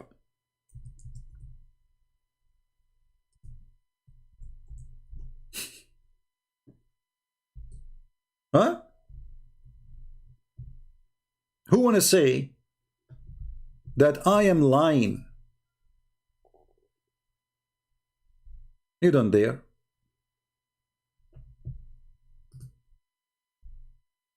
قَدْ رَبَى بَطْنَهُ وَقَالَ إِكْرَمَةً. And Ikramah, he said, blah, blah, blah, blah, blah, blah, blah, blah. At Ibn Abbas, he said, إِنَّ رَسُولَ اللَّهِ يَأْسَنُ كَمَا يَأْسَنُ الْبَشَرُ. The messenger of Allah, he stink as all human beings stink. He what? He stink? Yes, my friend, he stink.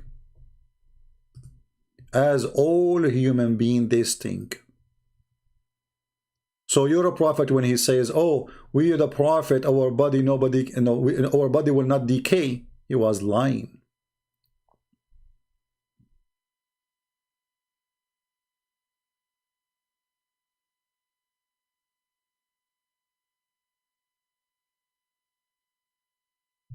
Any Muslim want to take a challenge?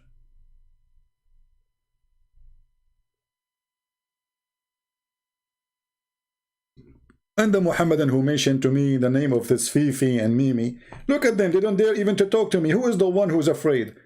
I am willing to call them right now. They are not willing to take my call. So who is the coward? Who is the coward?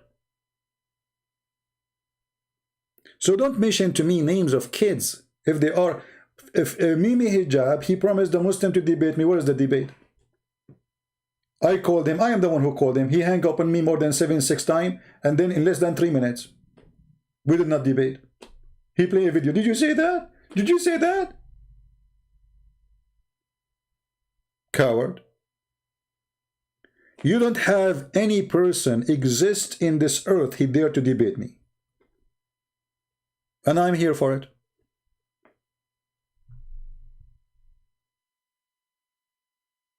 I'm here right now.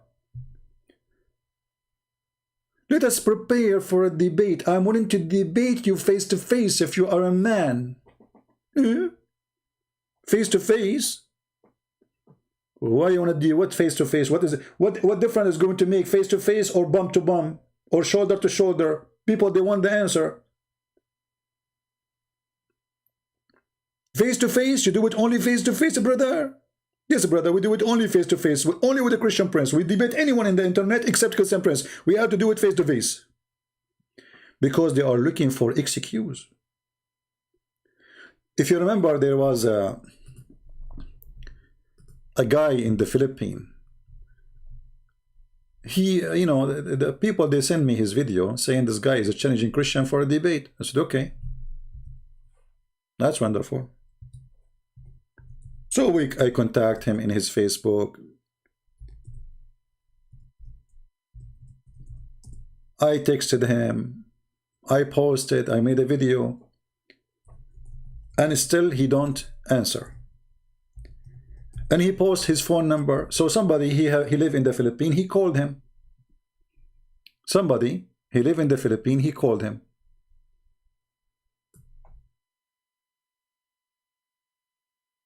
And we spoke to him over the phone. What he said to us, if you see what he said to us, you will die laughing. The same comedy. They knew they are no match.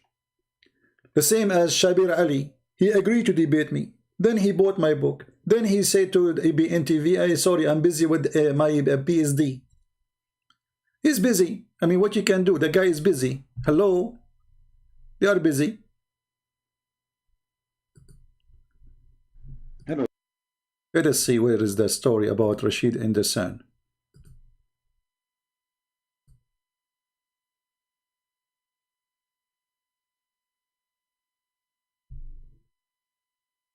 Okay. Maybe here, I don't know. Some West Christian. Okay, hold on. I'm trying to find the video. This video doesn't show really.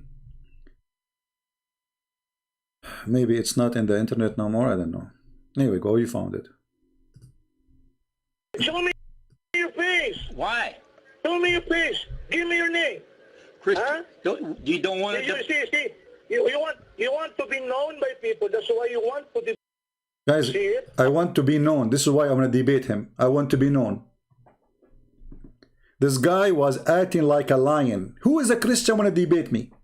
Who dare to debate me? Where is the Christian to debate me? And then I said, okay, let us do it.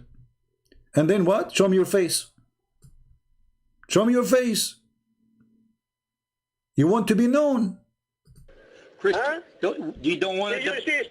You want to be known by people. That's why you want to debate. This guy, nobody heard of him. I am the one who need to be known.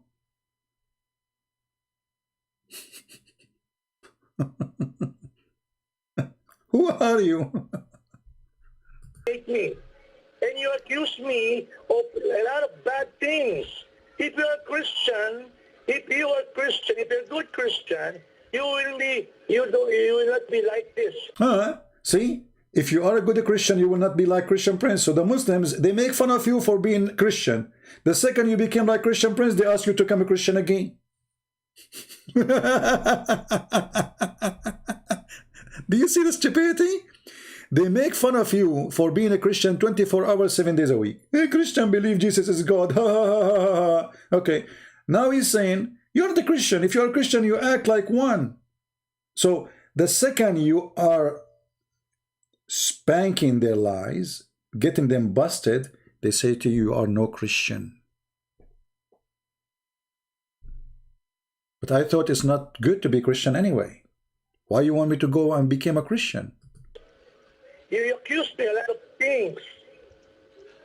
Well, you keep saying to me, you keep saying in the video, give us donation, give a donation, give a donation, give a donation, donation. So if this is not about donation, so it's about what then? Here we go in the debate. Fooling those Muslims, making yourself a scholar, and you are a potato. Why? I'm not doing this for money, my friend.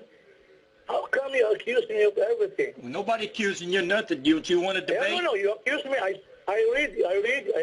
Someone sent me your. See, he read all my posts challenging him, and yet he don't dare to say I will. Until we call him, we have to call him by phone. And if this guy is not living in the Philippines, he call. I will not be able to go. I don't call people anyway. That's strange. Why didn't you answer? Why didn't you answer? How can I, brother? How can I? So Look. I had debated an American here. He debated an American. Okay. You want to see it? I'm not. I debated a true American. A true American. He debated a true American. A true American. It's a miracle, a true American. You believe it? Why you debate a true American? You want to debate me? Explain. Born American. Unlike you, you're not American. Because you have an accent. What this? He will not debate me because I'm not a true American. I have an accent. I mean, that's logical. I mean, they debated a true American. Like, those people, they are possessed with white men. They think they are coming from the sky. A true American. Someone looked like Donald Trump. You are not your Donald Trump. You have accent. Actually, he's scared of me because I have accent, because I am an Arab. He's terrified. Well, why don't you want to debate Christian Prince? I will debate you. My condition is I want You have condition. Okay, what the condition? to see your ugly face first. I want to see your ugly face first. I want to see what? Your ugly face first. I want to see your name. I want to know your name. We will arrange everything. I debated. There are at least 3 times I have experience in Paltalk. Okay. Good experience. Well, calling you on the phone. Let us debate over the phone. We forget about Paltalk. Anyway, a bunch of kids. No, he knew that the caller is not, and then I speak to him too. He's a coward. Anyway, potatoes. So my friends, all of them, they have the same excuse. But the real excuse is Islam is invalid. Islam is so silly. If you are a person who know nothing about Islam, they will be lining up to debate you. They will be fighting over debating you. They will be like in competition who want to debate you, who want to talk to you. Especially if you are a girl and you have a good looking face. Man, the Muslims will be dying to debate you. And they will say to you, add me. Do you have Viber? Do you have WhatsApp? Huh? I'm going to debate you.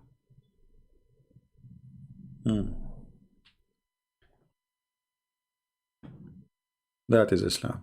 So anyway, my friend, they cannot debate us for a very simple reason. Not because of me, but because we have the truth, and the truth is Jesus. When you want to debate a cult, the first thing you need to do before you go to war with the devil, what do?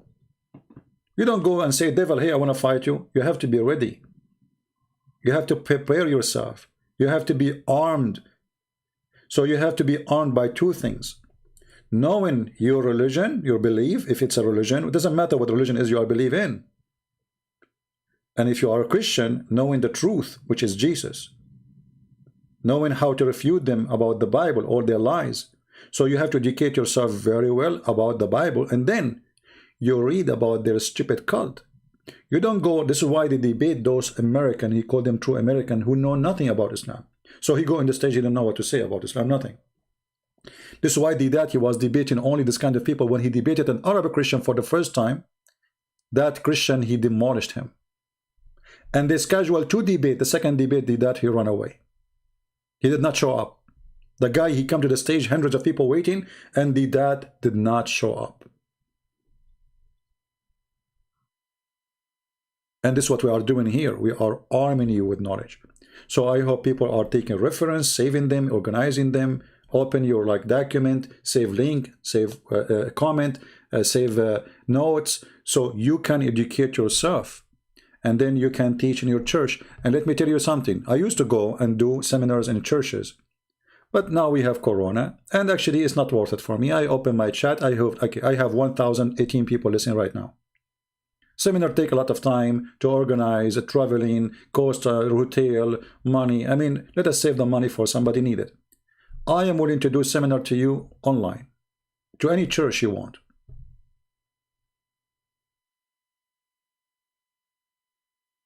Even if it's a smaller group, especially if they are people who they are teaching in the church, which means they are priests or they are ministers. I will be happy to teach them. I will make a special class online, blocked one for those people, so we can educate them about how to refute this garbage.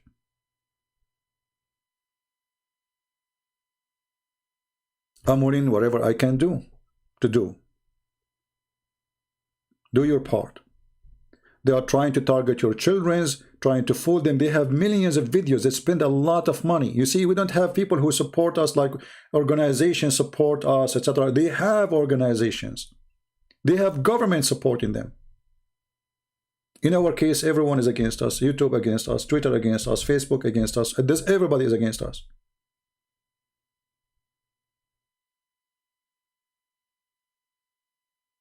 But it doesn't matter who is against me if the Lord is with me. Always we are victorious. For we have Him in our side. So we don't worry about who do agree with us, who don't agree. Even sometimes there's people who claim to be Christian. They say to you, you are not being gentle to the Muslims. You are, you are being rude. What kind of a Christian those Christians are? Don't you know that Jesus, He called hypocrites? Don't you know that Jesus, He called liars? Don't you know that Jesus, He called them evildoers? Who told you that Jesus was not rude with them? The second you say the truth, you are rude. Isn't it Jesus who went inside the temple and He flipped the table on them? So those fake Christians, they only want to read a statement in the Bible. The Bible says love your enemy, but He will not tell you that the Bible says if you love somebody, you scream in his face when he's wrong. You don't agree with him, otherwise you are a hypocrite. In the world today, they call hypocrite people open-minded, which is a fake statement. Because none of those who claim to be open-minded is open-minded. What if somebody want to sleep with your wife? Be open-minded. What if somebody want to go to your kitchen and eat your food? Oh, be open-minded. What if somebody want to take your bank account, empty all your money from the bank? Be open-minded. Accept anything. Right? Accept anything. Lost found. Are you a Muslim, my friend? You said to me, come online in Paltalk. Are you a Muslim? Are you a Muslim? Do we have any Muslim want to debate me?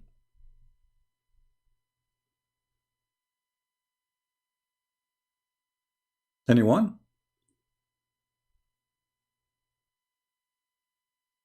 So, you know, in the world of propaganda today, you will find a lot of people, they say foolish things to you, like be open-minded.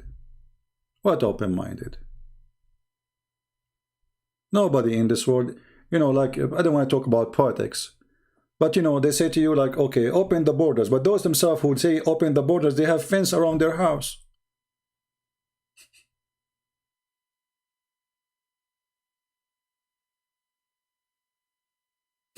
You know what I mean? Hypocrite people. Those who don't want to dig for oil, they are driving the most expensive cars, like Joe Bite Me.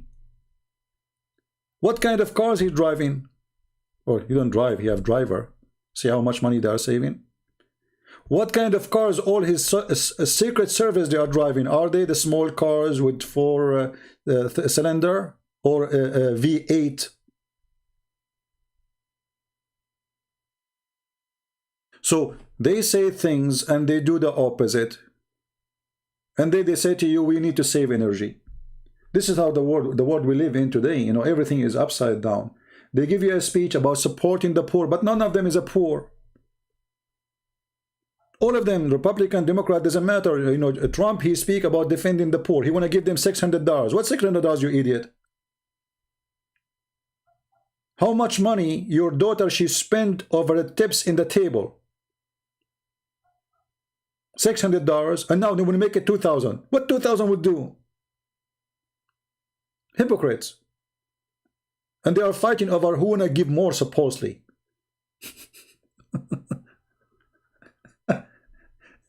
And we wanna give you health insurance, and nobody have health insurance. I will give you Obamacare, but Obamacare is very expensive. It's more expensive than before. So the world today, I'm talking about America, but this goes to every country in the world. You have leaders, you have liars, you have TV stations, you have lies is all over. Doesn't matter where you go. Somebody is lying to somebody. And they claim to be decent.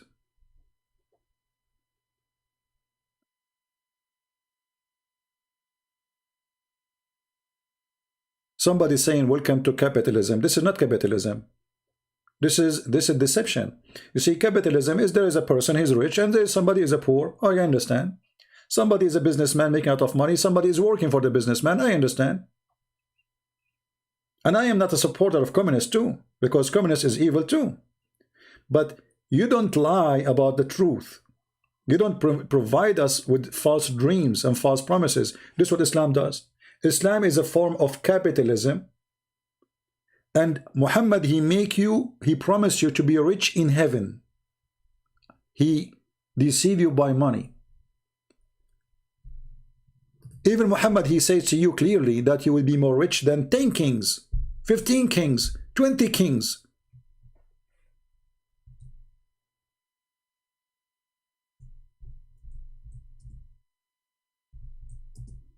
Let me show you the hadith.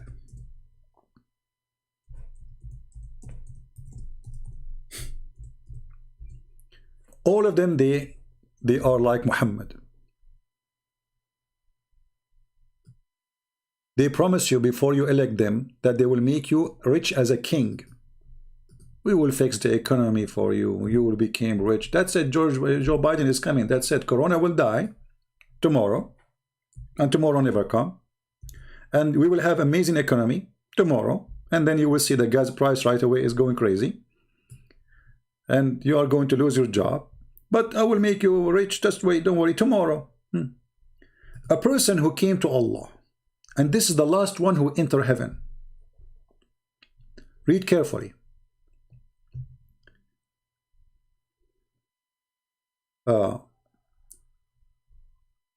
A person asked, who amongst the inhabitants of the paradise is the lowest to rank? Who is the one is the lowest?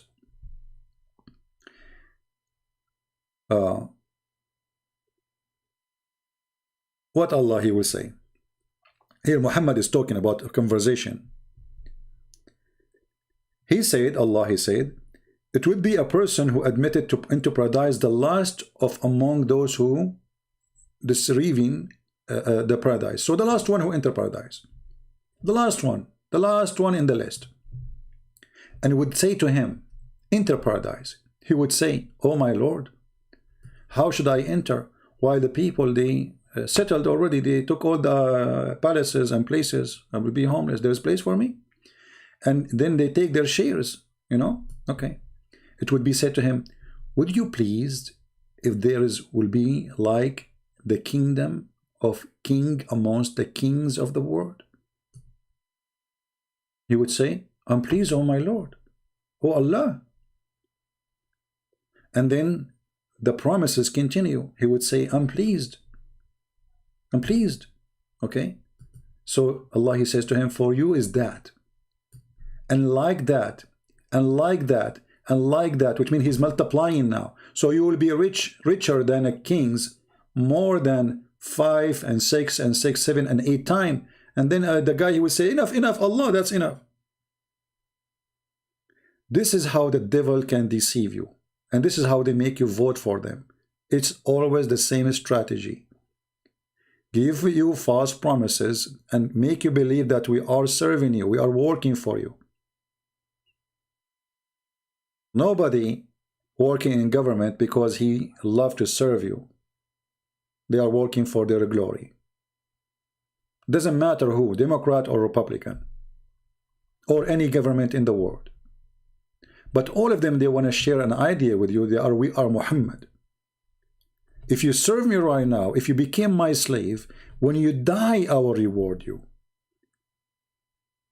And in the world today, they want you to die for them, to vote for them, and you will stay as a fool voting for them again and again and again. They lied to you before, still you believe them, for you are a fool.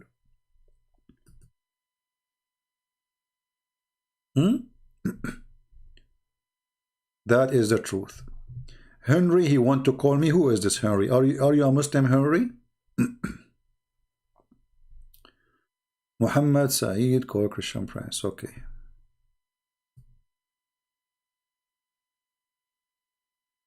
I wanted to challenge you. Okay, are you a Muslim, Henry? Why you call yourself Henry if you are not a Muslim? Are you a Muslim? I mean, if you are a Muslim, you don't call yourself Henry. All right, I will open my pal talk for Henry. Just for you, Henry. I will not accept anyone else.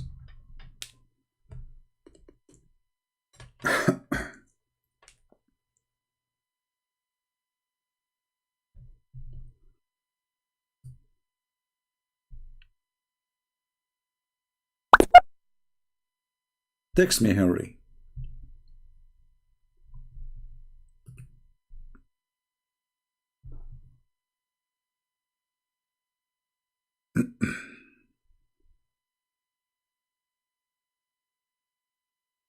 Okay.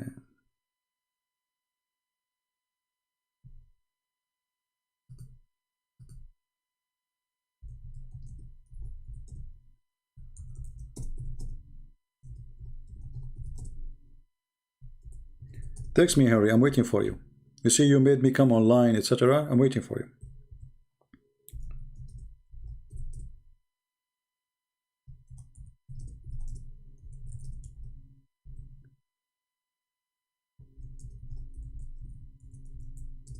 So all this time you are saying, I want to talk to you, I want to talk to you, and you did not text me?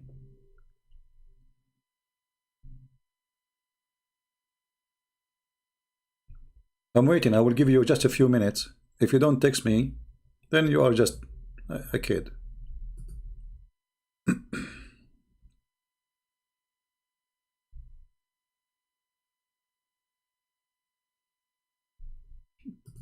I'm waiting.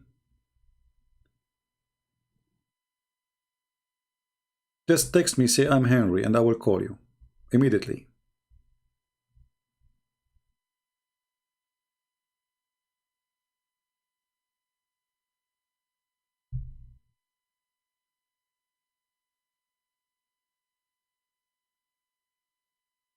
Are you there?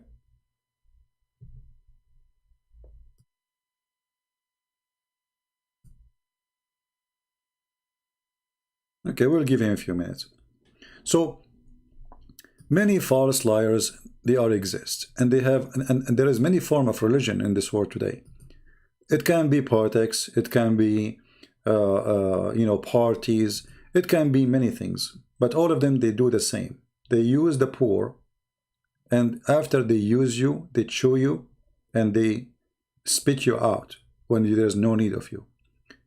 Before election, all of them, they come to you, they shake hands with you. Suddenly they are, down to earth, But after that, you don't see them. After that, you dream to see them.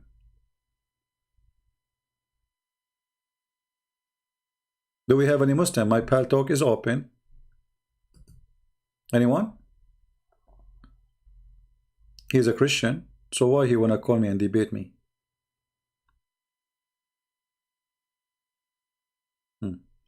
All right, let us then log off of pal talk. No problem. All right, so guys, thank you very much. I've been here for long enough, and don't forget to download the video. As you know, we don't keep our videos for long, so this video will be taken down very soon, maybe a few hours. I will leave it maybe for until night time, my time, which means maybe 8 hours from now, to give you enough time to download it, share it with your friends, and please don't forget to subscribe to those who download my videos and put them in their channels, because this is how you can find my videos which I deleted.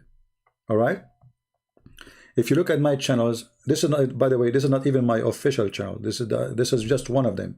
That's why I have a small numbers of subscribers. But doesn't matter really. Wherever I go, I open the channel, we will have a lot of people watching. But subscribe to those who download the videos, those who even add subtitle in your language if you speak like Indonesian, etc. There's many of those who do that. Actually, there's one person, I forgot the name of his channel. He always he is the first to add subtitle, you know, support this guy, you know, and I don't mind even if those people who download the videos, if you give them even help, support, even donation, you know, I mean, help, whoever you can help if they need help. So those videos is not made for me, is made for you, for your children's, for your wife, for your family. So nobody can deceive you and nobody can lie to you. We are the people of Christ, and Christ is our master. The Bible says, how many masters we have? We have one master. His name is Jesus the Christ. No other master, no president, no government, no Muhammad, no Islam, no atheism, no communism. We have one master. His name is Christ. And why is our master? Is that because he's scary? Is that because he is a criminal? Is that because he's a killer? But no, because he loved us. For God, he loved the world. He sent his only begotten son.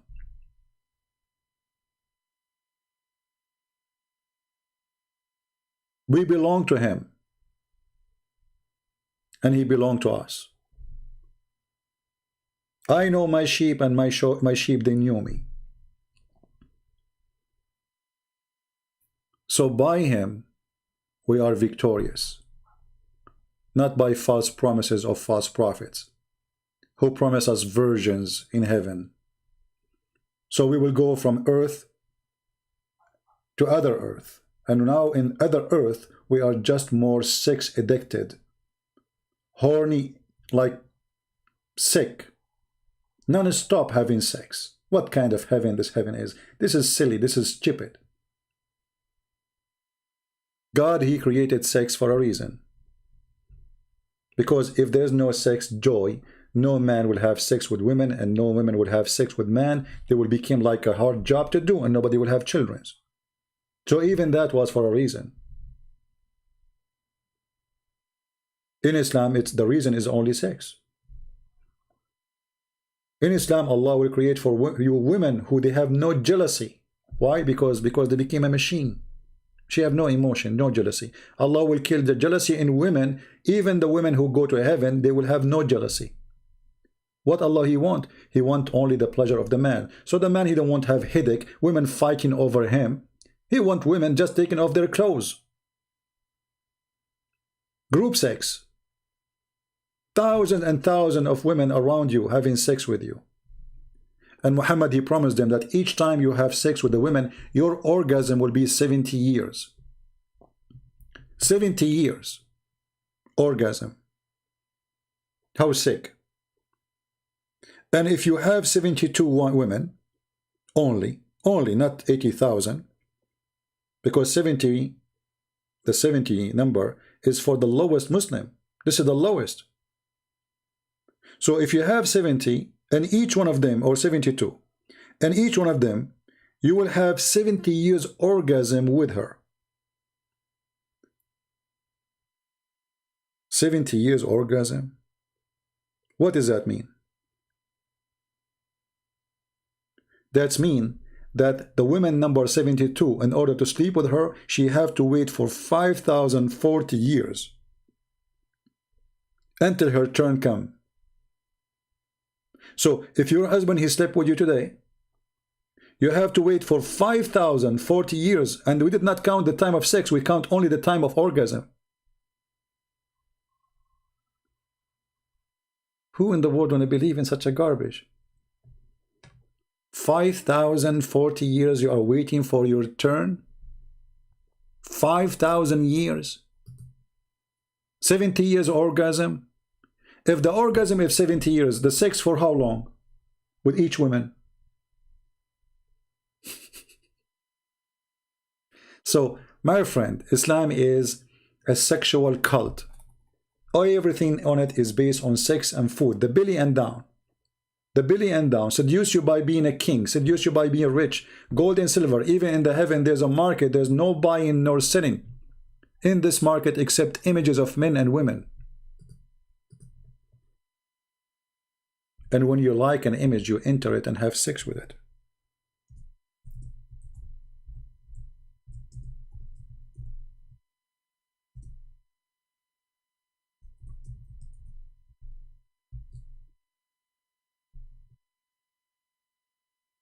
Muhammad, he said, and we will finish our video with this. And again, we said we will make short video. This is how short my videos are. Very embarrassing, isn't it? The Prophet, he said,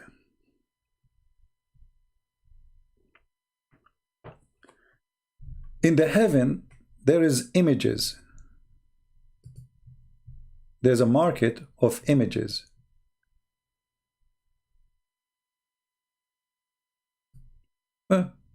I mean, like a gallery, you know, gallery, art. Allah is artist, hippie. Indeed, in paradise, there is a market which there is no buying nor selling except for images of men and women. So whenever a man desired an image, he entered. Muhammad even promised you to be a homosexual. So in the heaven, there is images of what? Men and women. The customers are what? Are men. So the man, whoever a man, he liked the image, which is images of men and women, he entered to have sex with it. This is religion. Is this a religion?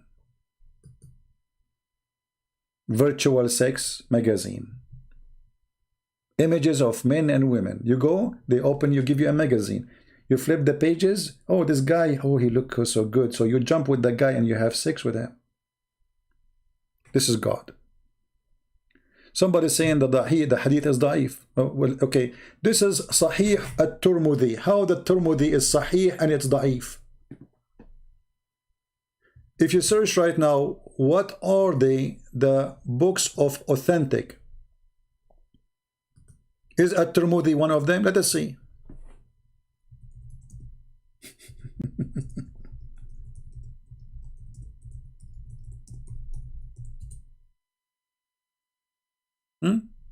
Here we go. I just searched in Google. Just do, you can do the same. Kutub as-Sitta, the 6 authentic books. Sahih al-Bukhari, Sahih Muslim, Sunan Abi Dawood, at-Tirmidhi. You see at-Tirmidhi? Look. Here we go. They have 6 authentic books. They call it authentic. So it's authentic when they want. It's not authentic when they want. Is it authentic or it's not? Ask Imam.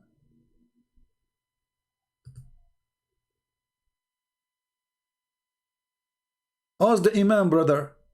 Here we go. They have it for you in the shelf. Sahih al-Bukhari, Sahih Muslim, Abi Dawood, An-Nisa'i, Ibn Majah. Where is it, Tirmidhi? Where is the 6? Ah, here we go. At-Tirmidhi, we miss it. Here we go. You see it?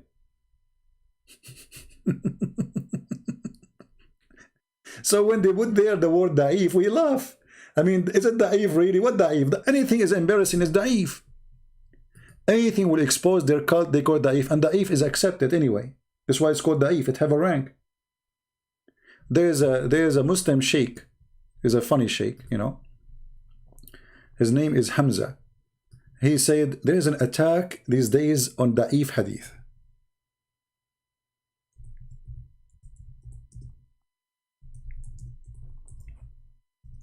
And he says da'if hadith did not flunk. It passed. It passed.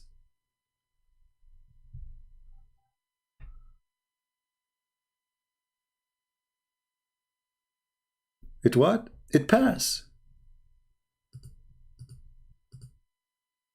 The ulama dealt with it by saying that for fada'il al-a'mal, Let us see, hold those on. actions that are virtuous, you could use a weak hadith. if it was a virtuous action and it didn't relate to a hukm. In Aqidah, the opinion of the Ash'ari and the Maturidi is the... And here is explaining to you how confused the Muslims are, you know. But at the end of the day, he will say to you that the weak hadith is it pass. They don't. And so this argument against the weak hadith is a weak argument. And that is why Imam al-Awza'i, they don't. And Nur al-Muhammadi, which is a ahad hadith, is not used in Aqidah. Oh boy. Or the hadith that تُعْرَضَ عَلَيَّ أَعْمَالُكُمْ or أَعْمَالُ أُمَّتِي in Al-Bazar, which is a sahih hadith. So the ulama don't reject weak hadith. They don't.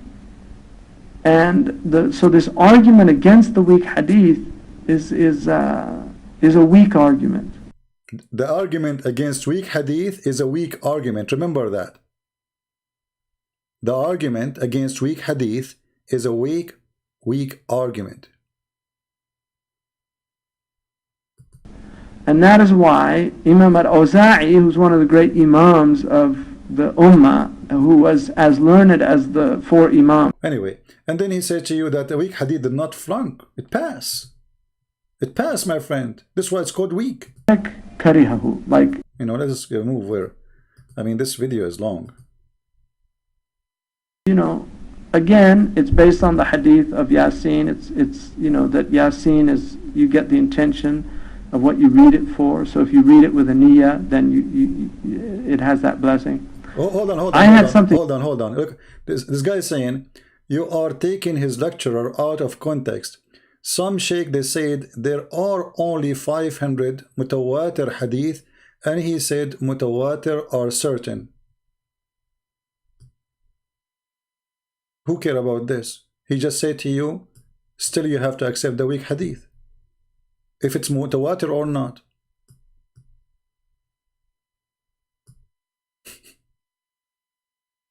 He said any hadith, it is not connected to aqidah, which mean an ahkam, which mean capital punishment or like go in the core of the belief. It doesn't matter even if it's a weak, you have to take it. That's why it's called weak, because it passed. It passed. It did not flunk. And he's just like, you know, he's really in a nice state. But, you know, something got stolen. I was on a train, and... As an example, you Muslim, you quote for us a hadith that your prophet, he said that in the last sermon, there is no white, no black. Are you there, Abbas? Can you show me the reference? The authentic reference? Can you show me the authentic reference?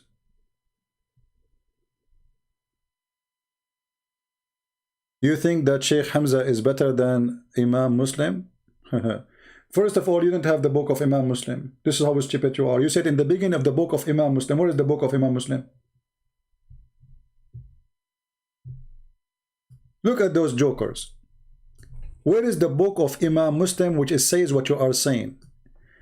The books you have today, they claim that the student of Imam Muslim and the student of Al-Bukhari, they are writing about them. Those are not their books. You don't have Al-Bukhari. You don't have Muslim. Do you? Who wrote those books?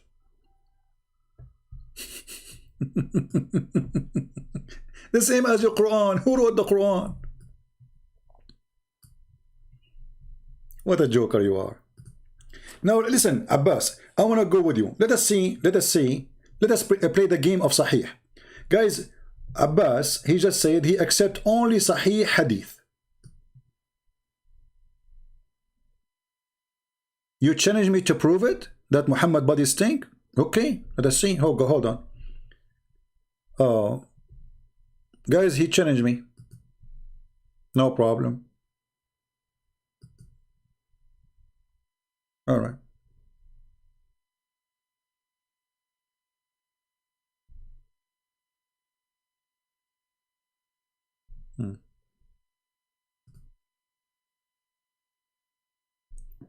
Are you ready, Abbas? Do you want to call me Abbas?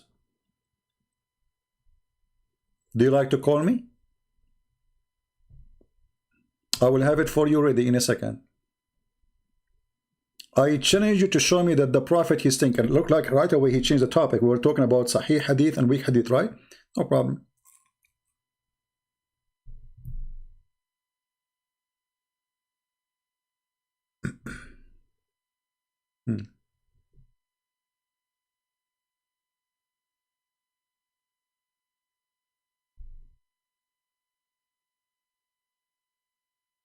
Let us see.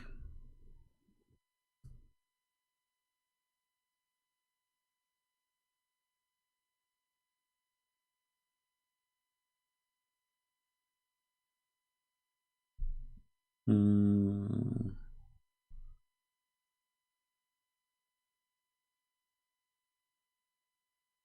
just searching for authentic websites, so we don't, you know, I mean, Islamic website, not just.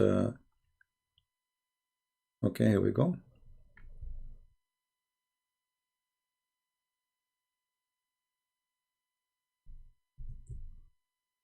All right. Abbas, do you want to call me?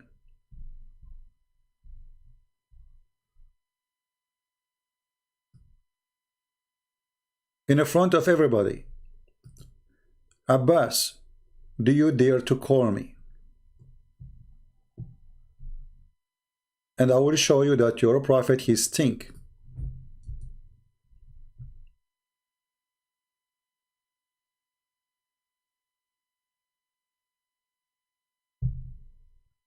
Are you there, Abbas? لماذا لا تتصل بزين خير الله أو على الأقل ترد على تدليسه لقد أدخل العديد من المسيحيين الإسلام.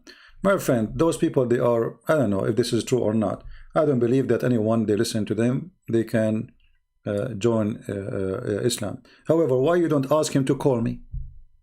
I don't know who is this guy. I never heard of him. Who is this guy? You're asking me in Arabic to call him. No, I am in Paltalk. Download Paltalk, Abbas. I will wait for you. All right.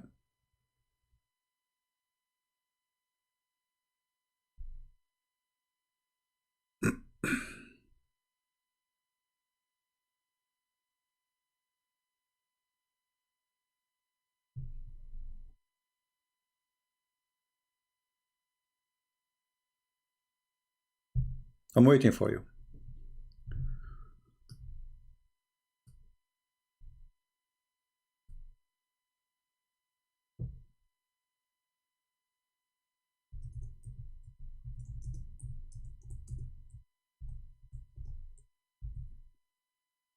Okay. We will wait for Abbas to come, even though I was going to leave, but it's okay. You know, we are having good time.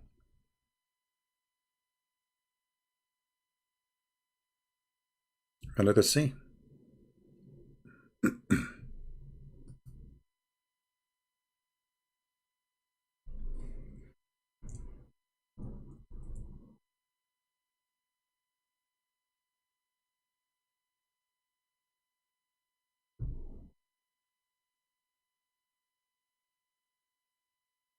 Let me know if you are. Let me log in.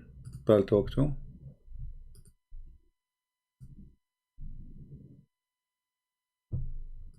Text me, Abbas, when you are ready, my friend.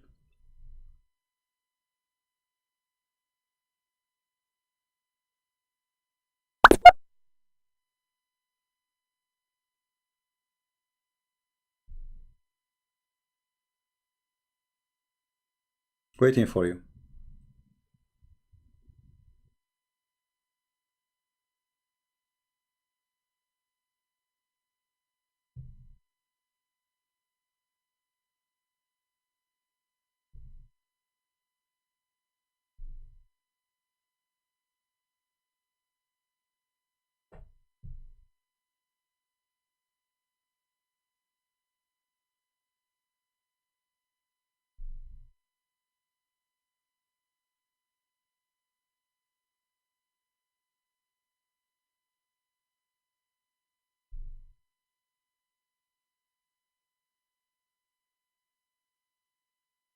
Are you coming?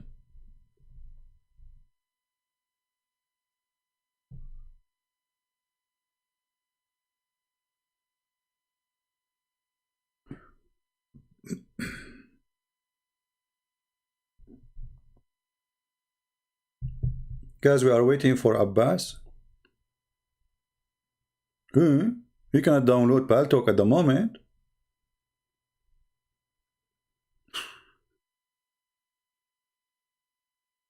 The one saying why you don't make content in Arabic. Well, there is many people making in Arabic. There is Rashid. There's, you have many. You don't need me. All right.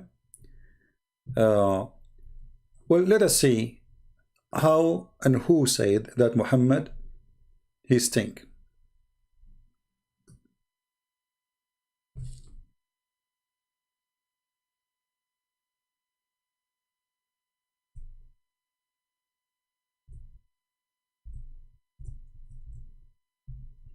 Here we go.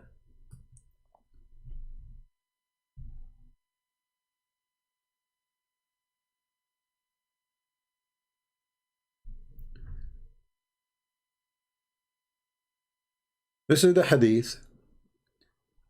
The title is the problem between the Sahaba, the companion of Muhammad, when Muhammad he died. Did he die or not? Did he die or not? So look what happened. When Muhammad he died, they were not sure, like, did he die? Because, he said they were expecting him to be the same as the Messiah. He will come back. Did he die or not? So Ibn Abbas, the cousin of Muhammad, or Abbas, sorry, he said to Muhammad, said to Abu Bakr and Umar, and Umar, he was screaming, saying that, oh, no way the Prophet he died. The Prophet did not die. Until even his mouth was coming, the saliva was coming like river from his mouth. And then Al-Abbas, he said to him, to Umar, Inna Rasulullah sallallahu alayhi wa sallam ya'san kama ya'san al-bashar. Wa innahu qad mat fadfunu sahibakum. The Prophet of Allah, he die and he stink the same as all human beings, they stink. So bury your friend and don't let him die twice.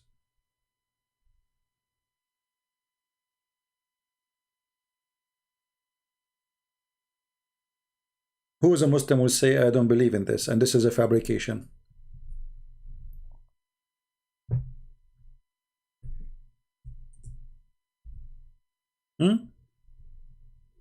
Let us go to the book.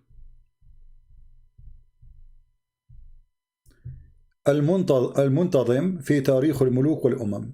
And we can find the same, reference, in many places, not only one book. This is all over. What about Muhammad? He stink in different book. By the Imam al-Dhahabi, the Golden Imam. Siyaru A'lam al-Nubala, volume number 9, page number 160. Read carefully. It says, Abu Bakr, he came to the Messenger of Allah after his death. And he sat in the top of him, like, hugging him, etc. And he started kissing him, saying, by my father and my mother, which means I will sacrifice my mother and father for you. What a lovely your death and your life and your death. And then Al-Bahi said, وَكَانَ قَدْ تُرِكَ يَوْمًا وَلَيْلًا. And they left him there, with me Muhammad, a day and a night, حَتَّى رَبَى بَطْنَهُ وَانْثَنَتْ خُنْصُرًا. Until his belly became big and his fingers, they shrink. When somebody he die, his fingers, he will close his fingers, Let us translate. And again, this is and all the reference here, by the way, not only in this, it says, انظر الكامل لابن عدي 654 2. It is a part of a Sahih Hadith. Alright? They are giving you tons of reference. Now, let us see here. Let us do Google translation.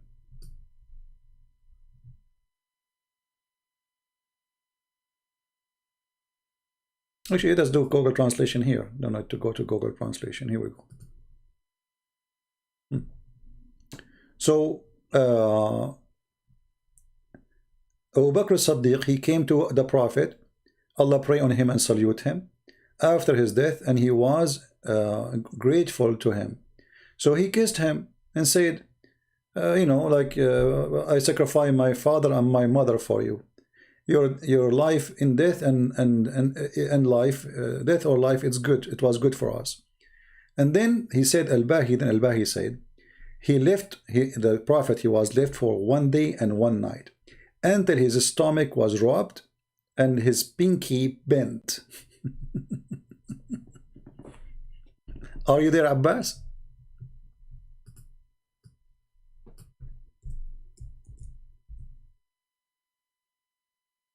Are you there? Okay. So, you know, Muslims, Muhammadan, they can say whatever they want. They can accept whatever they want. Oh, so you know what? My screen was off. Sorry. Man, all this time my screen is off. Unbelievable. I apologize. Let us go back. I thought my screen is on. Sorry for that. Okay. This is the biography of the nobles. A'lam al-Nubala. Volume number 9, page number 160. And this is Google translation. I thought my screen was on. I apologize. And here we go. It's in front of you. It says here, they left the Prophet 1 day and 1 night until his stomach became big. His belly, raba batnahu, became like a hill, like a mountain. And his pinky pent, his fingers, they pent. And this is what happened normally for people who they start decay. In different story, his nails became a green and blue. If we go here, this is the book Al-Muntazim fi Tarikh al-Muluk. From page number 37, doesn't give us the exact page number. You go here, it says that they were fighting over the messenger after his death. فقال العباس إن رسول الله, Allah pray on him and salute him, يأسن كما يأسن البشر. He stink like all people stink. So if he die, bury him and don't make him die twice, which means don't humiliate him in his death. Do you see it? Should we use Google translation? You can find it where it says and from the incident happened the fight or the argument between the companion of Muhammad about his death. Did he die or not? I mean, the guy, he died, and still don't want to believe that he's dead. And then Al-Abbas, he said to them, come on, bury him, he stink, don't you smell him?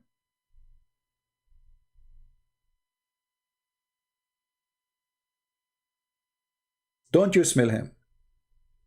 And then Abu Bakr, he said, the one who used to worship Muhammad, he died. The one who worshiped Allah, Allah did not die.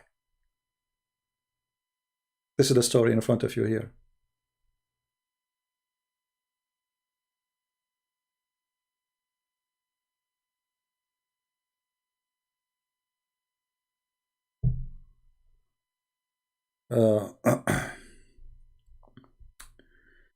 Anyway. And we can use Google translation for this one too, you know. Let us see what the translation will say. Like, yes, and translate, and let us search for, to make it fast to find.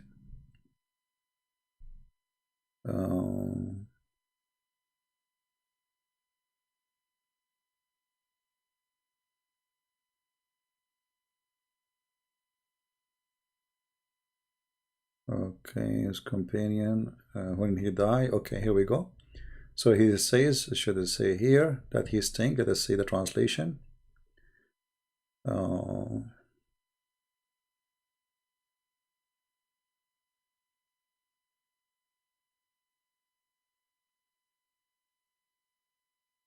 Let's see.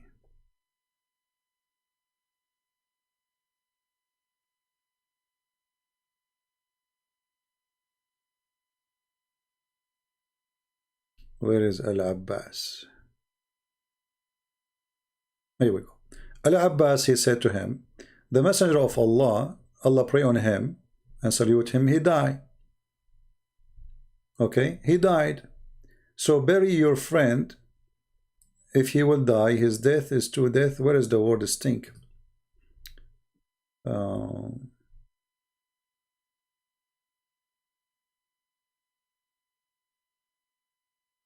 Yeah, it's not showing the word here. There's a word. It says ya'san kama ya'san al-bashar. I think Google could not find the translation for it. He died, so bury him. Okay, where is the word? Let us see. Hold on. We can use Google translation.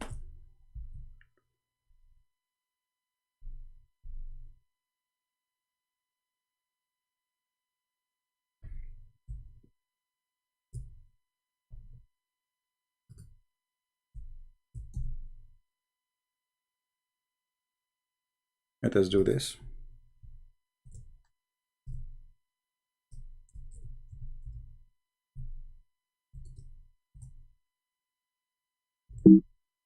I will try to go to Google Translation, copy the text as it is. All right. So here we go. Let us go to Google Translation. Give me a second.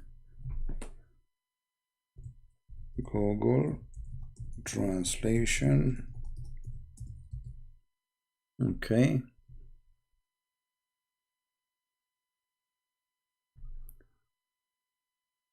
This is Google Translation. We will take the sentence as it is, because for some reason it's not coming in the full page translation. So Al-Abbas, he said the following. I will take it and translate as it is, the whole sentence, the whole statement of Al-Abbas. Okay.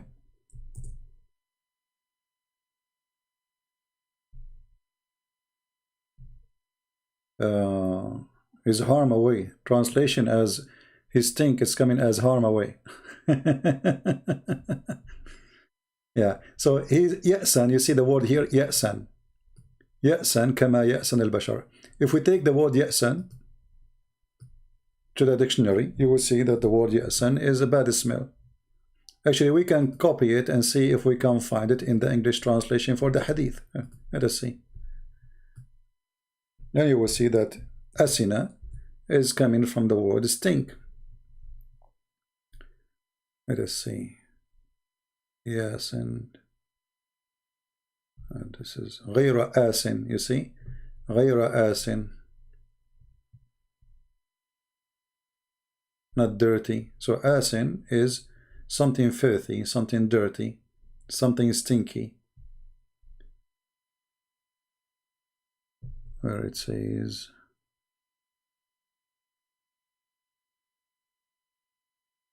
let us see.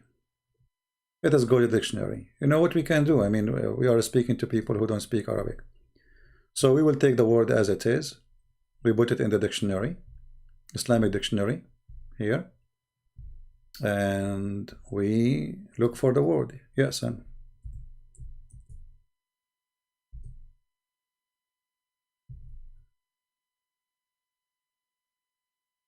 polluted, pollution.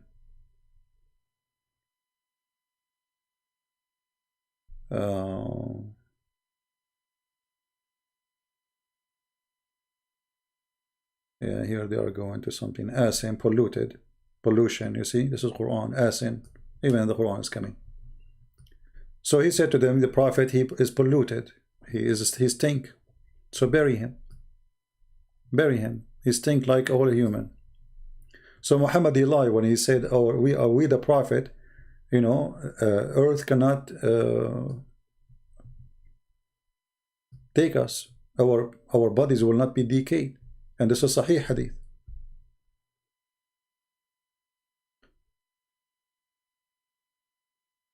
Otherwise, there is no need to bury Muhammad. If Muhammad says, "My body will not decay," so why you bury him? Right? Why you bury him?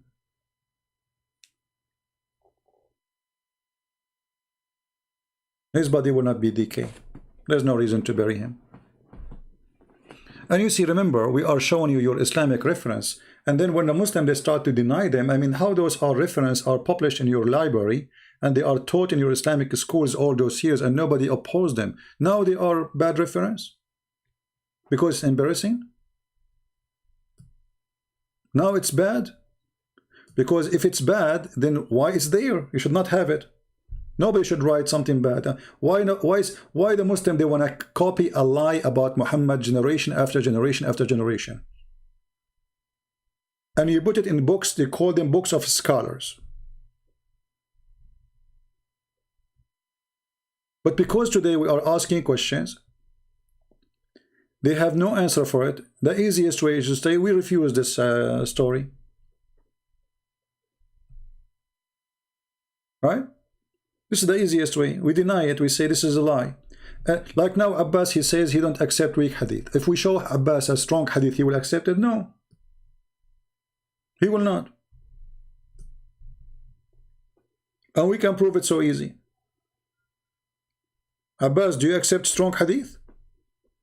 Do you accept authentic hadith? Just wait to the answer. It's not Sahih hadith. Okay, I will go with you. I will go with you. Let us go with this game, guys. Sahih, Abbas saying, making a statement. So Abbas, he is saying this is not Sahih hadith. Okay, Abbas, do you accept Sahih hadith? Okay, hold on. I'm taking a selfie for you. Smile, Abbas.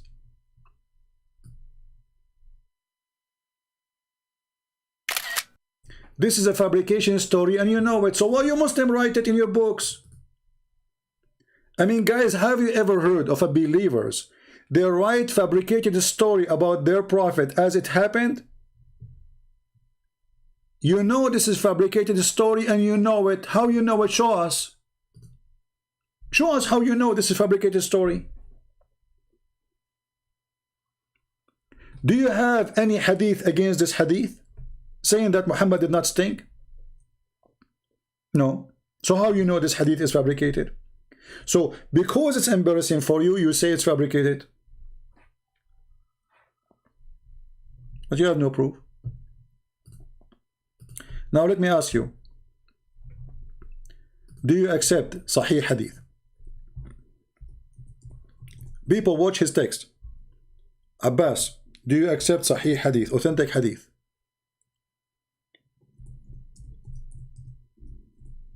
Say yes, because in a second we will see your hypocrisy. Do you accept Sahih hadith?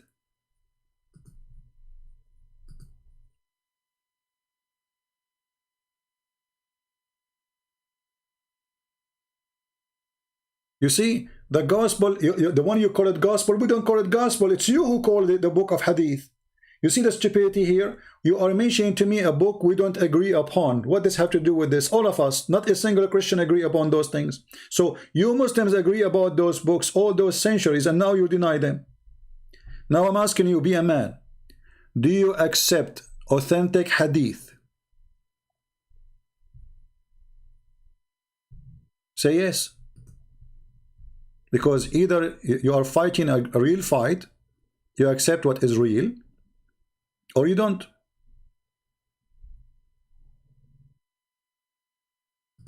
Huh? Let us see the story as an example. Let us see what Abbas will say. We will show, remember, we will show only what is authentic. We will show only what is authentic.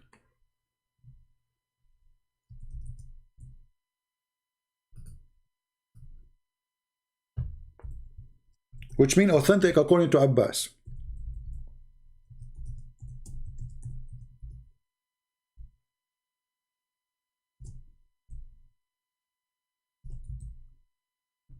Did Abbas answer? I wasn't looking at the screen.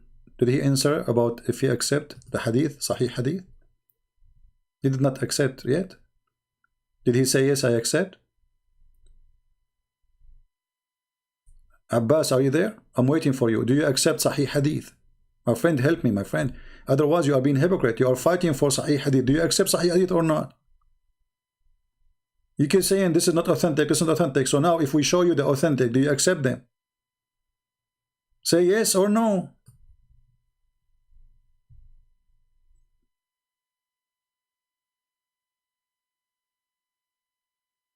Are you there? He will not answer. What happened, Abbas? Do you accept authentic hadith?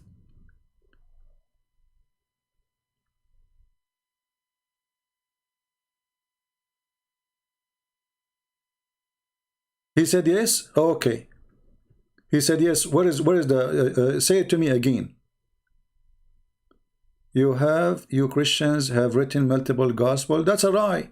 You see, we Christian, we did not try multiple gospel. You are a liar, and this is why we rejected them.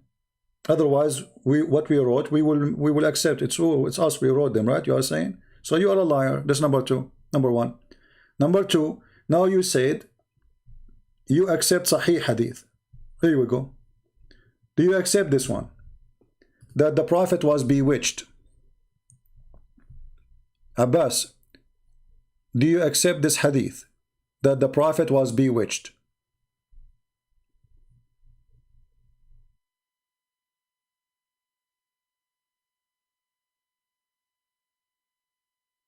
The answer, you have to say yes. This is authentic. This is Sahih Bukhari. So now what we learned, that the Prophet, he is a person who is an illusionate,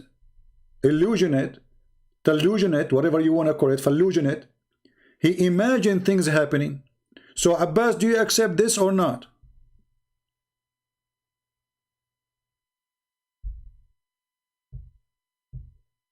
shamounia, if you are a Muslim, my friend, you can contact me in Paltalk. Not we don't use phone.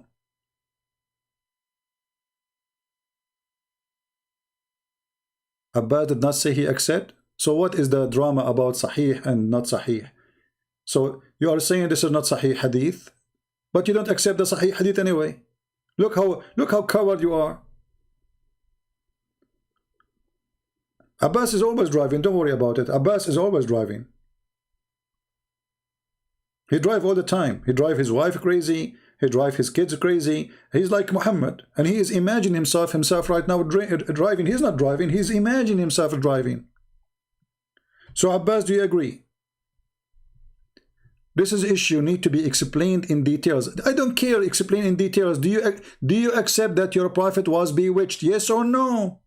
So now he need to explain to you in details. A second ago he was fighting of this is not a strong hadith, authentic hadith. Now we need to explain to us in details. So what you notice now, that there's nothing for the Muslims. They have nothing. Islam is empty, because if the Sahih Hadith is not Sahih for you, then the Quran is an empty book. There's nothing in the Quran. So what do you have?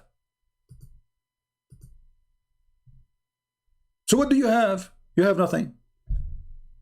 Smile, Abbas, we took selfie for you.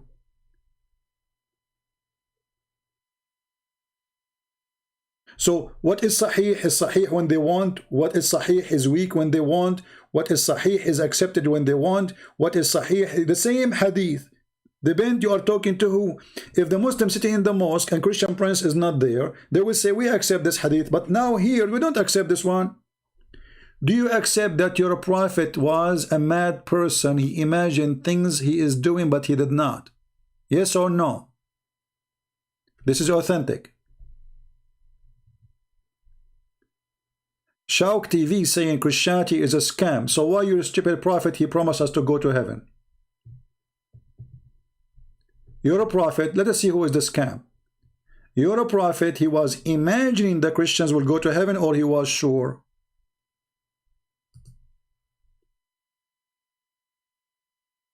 This hadith is false.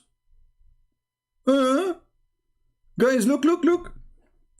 This hadith is false, but this is Sahih. Look, my screen is full of selfie. Look.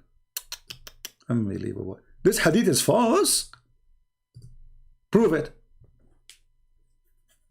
Abbas, you are a coward and you are a liar. Stop your car in the side of the way and stop lying and call me.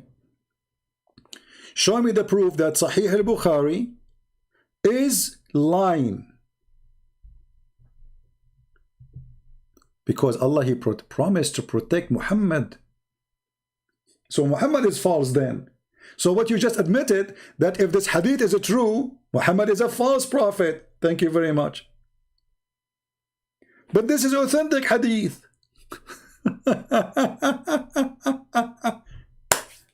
Do you see? He admitted that if this hadith is true, Muhammad is a false prophet. But this is authentic hadith.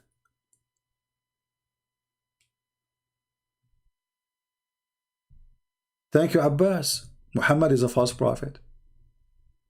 Finally, you have to agree.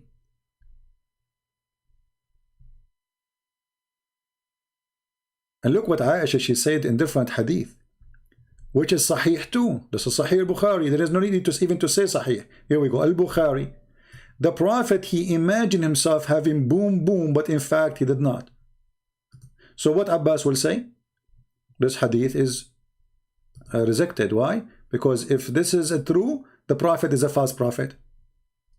Do you see it? This is what you just said. If this hadith is true, Muhammad is a false prophet. So his wife is lying about him too? And al-Bukhari is lying about him too? And you Muslim consider this as a Sahih hadith, lying about him too?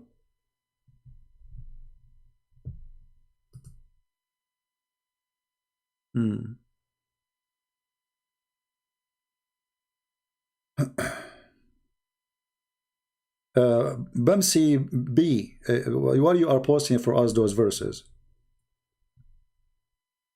what what is your problem, my friend? You have a problem?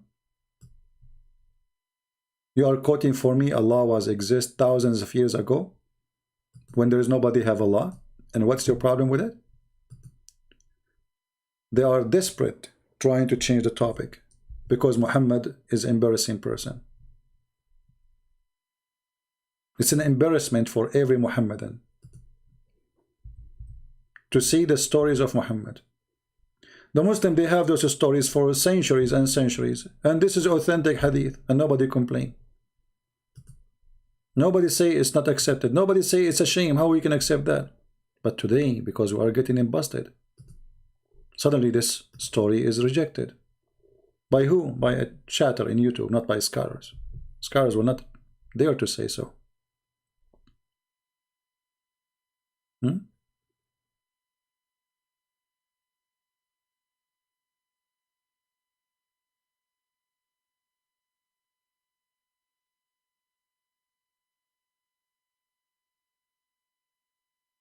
Any Muhammadan?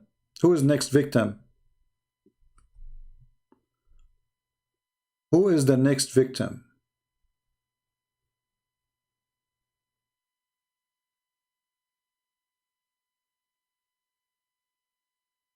Anyone he will try to defend Muhammad? As you see, you fail miserably.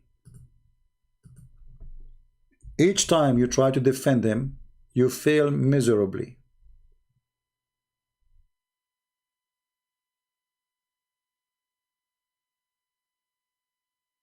Big failure.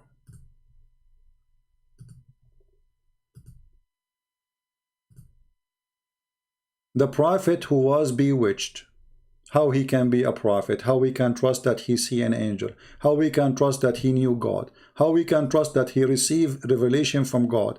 He is bewitched. Muslims saying that to us. Muslims in their books saying Muhammad was bewitched.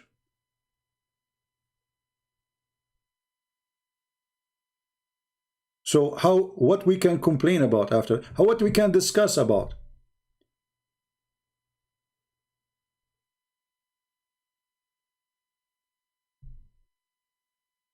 Bamsi will call me. Okay, give me a call, Bamsi.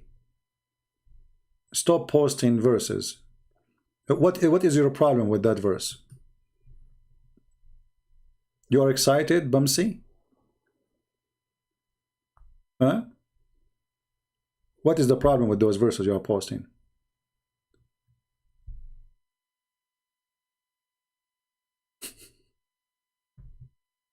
Stupid people.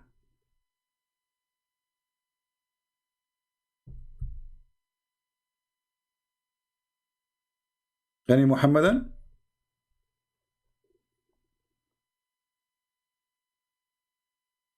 What, Bimsi? What, you are laughing? What you are laughing about? What, my beloved child? You are laughing about what? It says there,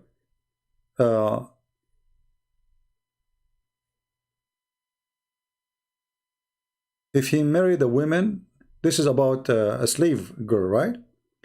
Okay, if a slave girl, if a person, he bought a slave girl and he allow people to pay her ransom to free her, because she usually, those are people who they are servant, not really the word is slave here. This is the stupid ones, like those people, they post things they don't know. If you go to verse number 1 and verse number 2, it says, if you buy a slave who is a Hebrew to serve you for 6 years, so you see how stupid you are.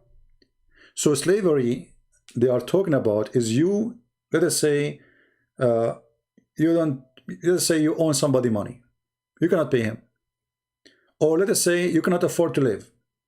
You ask a person to buy you in return of living and supporting you for the coming years. So you make an agreement.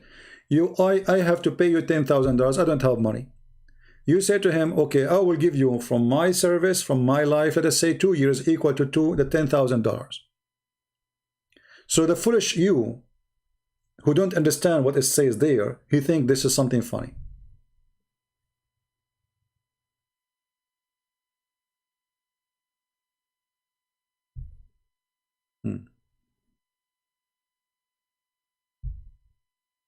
Now, do you dare to call me? I will ask you the same question about your prophet. When you're a prophet, he captured women and he raped them. Did he give them a freedom after 6 years? Did they offer themselves to be slaves? Or he raped them and he killed their husbands?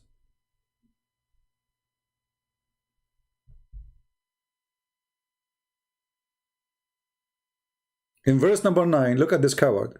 In verse number 9 it says, if he married her from his son, he should treat her as his daughter. So why you are laughing? Because you are stupid. Ha ha ha ha ha ha ha ha ha ha ha ha ha ha ha. Stupidity is amazing. Garbage in, garbage out. Garbage in, garbage out. Why you are posting for us verse number 10, you don't post verse number 9?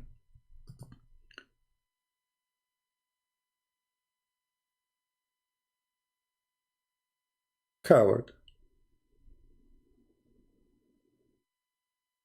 Like Muhammad. Anyway. Any Abdul?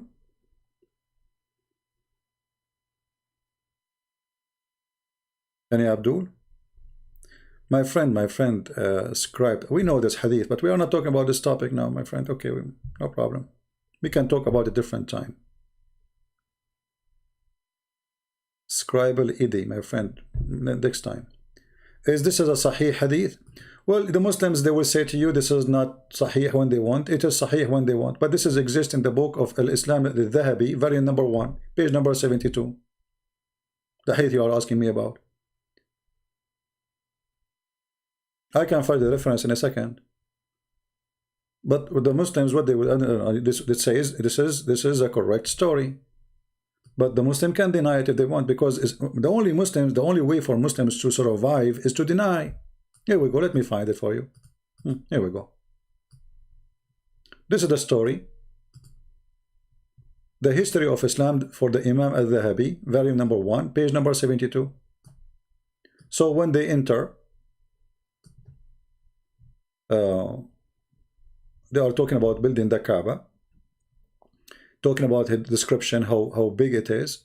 And then they said inside there was pictures of prophets and angels and trees and pictures of Ibrahim, and then pictures of Isa and his mother inside the Kaaba. Translate to English.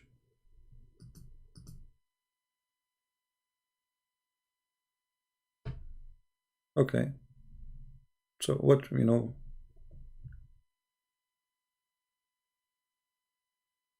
Where is the big picture of Isa at sea?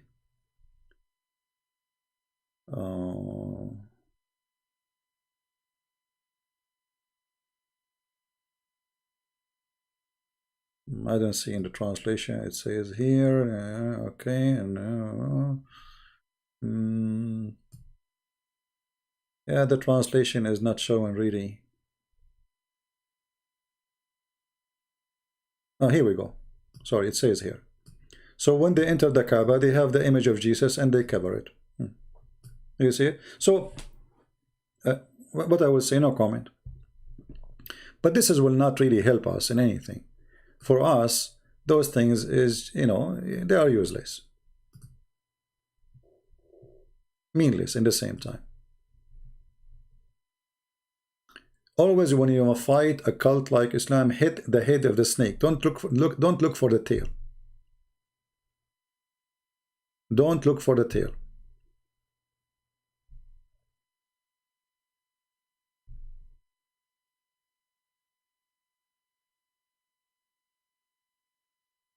This guy with me is a kid. He don't dare to call me. Here we go. My pal talk is open, but he's afraid. He's doing poo-poo in his panty now. For the verses he's quoting, actually, they are wonderful verses. That girl she is your slave. You don't abuse her. You treat her nice, and then if you marry her to your son, she will become like your daughter. So what are you complaining about? In the other side, your prophet, he went to his son's house, and his wife, who is a free woman, she is not slave, and he flirted with the women, and then he slept with her. So why the Bible says if you marry a slave to your son, she will become like your daughter equally. Muhammad, what he did to his daughter-in-law, he slept with her. Are you there, Basimi? Kid?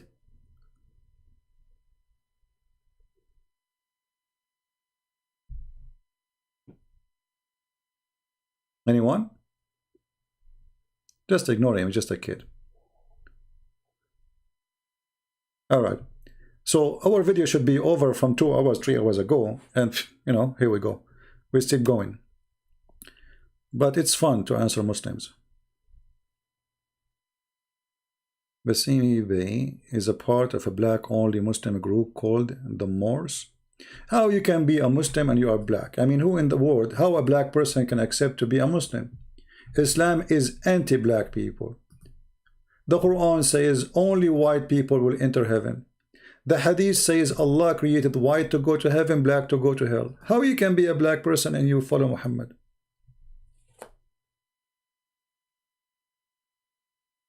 You tell me. Isn't it Muhammad, he said that Allah, when he created the black, he created them from the left shoulder of Adam, and he said let them go to hell and I don't care? And when he created the white people, he created them from the right shoulder of Adam, and he said let them go to heaven and I don't care? Is that a fabrication made by me?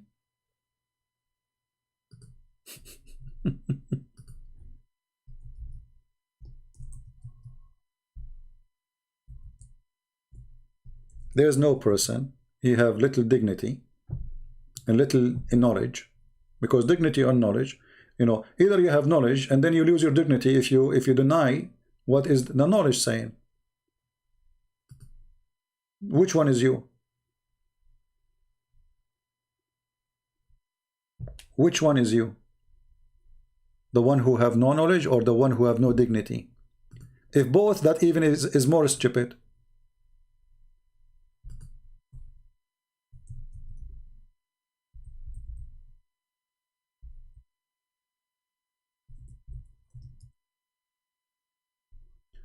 Let us find the hadith about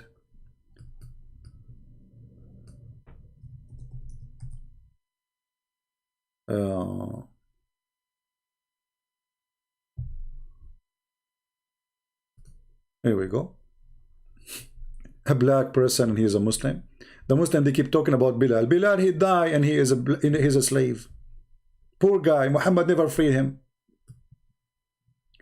Allah Messenger, peace be upon him, this is at-Tirmidhi.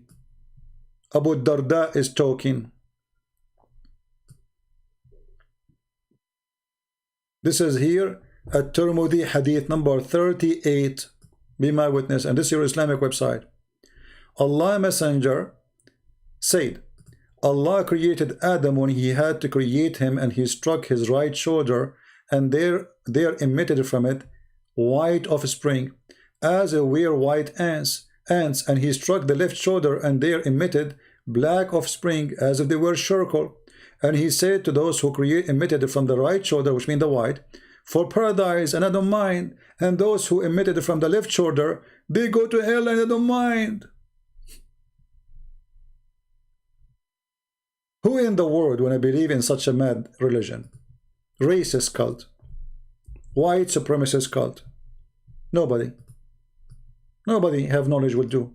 So I'm assuming this person in the chat, who he claimed to be a part of a black group, Muslims, he have no idea what Muhammad is about. He's just a potato, literally a potato. They dip him in the oil as they wish, and they fry him as he wish, and he is happy for that because he's a potato. How in the world somebody is black when I believe in such a garbage?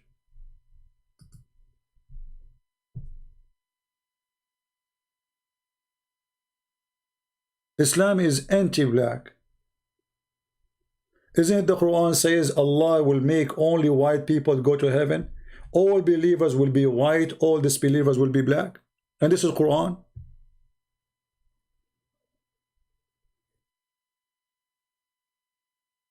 The screen in front of you, here we go. This is at-Tirmidhi, which is one of the 6 authentic books. When we say 6 authentic, doesn't mean they are 6 by numbers. There are 6 writers. Each one of them have many books. So at-Tirmidhi is one of the 6 authentic approved by the Muslim Sunni. Hadith number 38. Allah created the white people from the right shoulder of Adam, and he said to them, go to heaven, I don't care. And he created the black people from the left shoulder of Adam, and he said to them, go to hell, and I don't care. And the reference in front of you.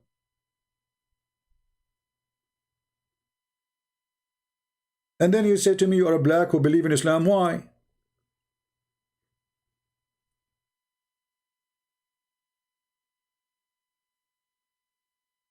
Muhammad, he bought, he sold, he created the slaves.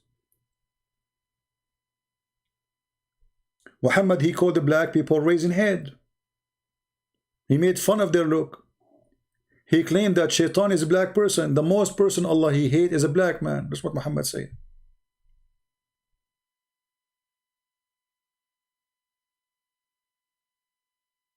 Any comment, Basimi? Or you want to play dead now?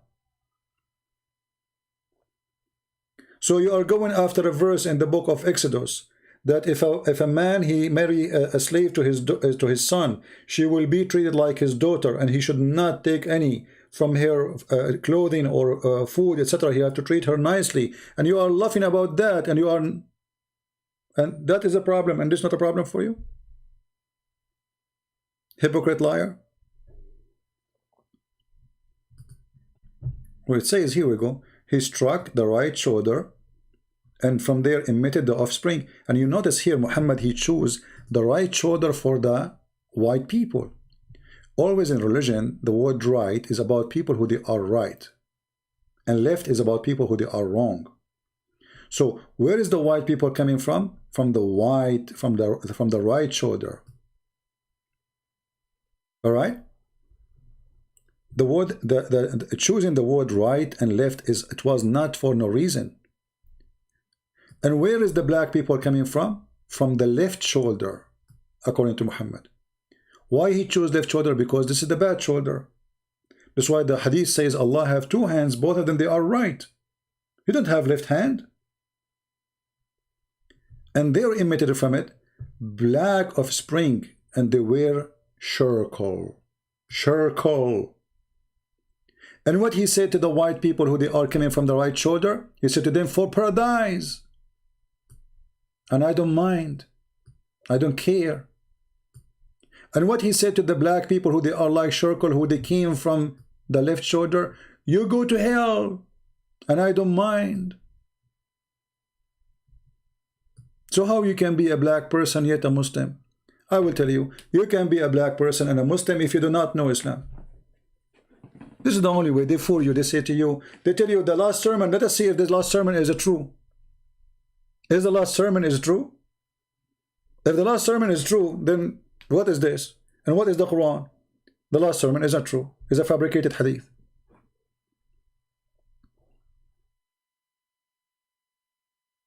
With Jesus, there is no free, there is no slave. There's no Greek, there's no Hebrew. There's no white, there's no black. There's no Asian, there's no African. For all is one by his name. With Christ, for God he loved the world, not the white people, not the Hebrew people, not the Middle Eastern people, not the Asian people, all the world. All the world. For God he loved the world, so he sent his only begotten Son.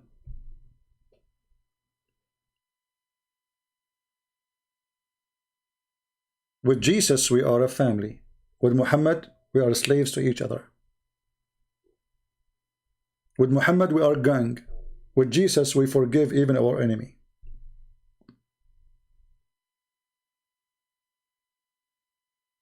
So when somebody claims to be a black person yet he is a Muslim, he is just fooling himself. This is a white supremacist cult. Go watch the video of Sheikh Mink, who was talking about how Muhammad was so white. Not this guy, the other video we play for you. He was what? He was so white. They are proud about how white he is. You will find tons of hadith about how white the underarm of the Prophet, how white his cheek, how white his face, how white, even it's the hadith says, the one who said the Prophet is black, kill him.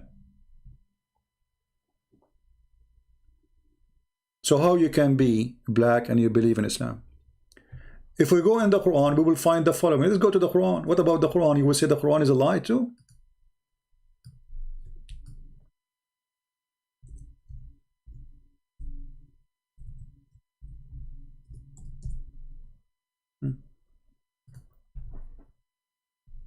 What is this?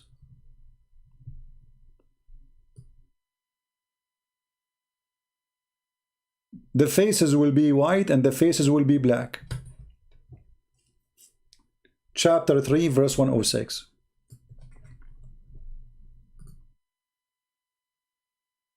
Any Muslim?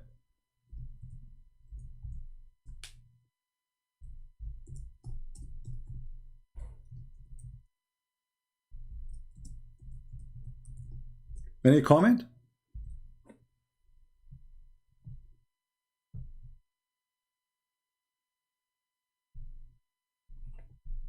Why the Muslim will be white and all non-Muslim will be black?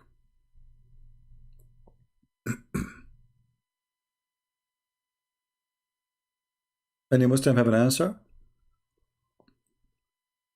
And they try to make it look nicer. They say, well, light up, etc. It says we'll make it white. Change the translator. Let's just show you the hypocrisy and the fabrication.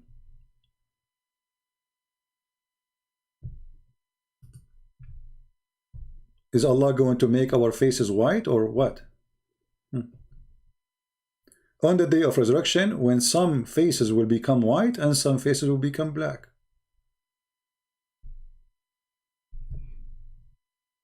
What do you think?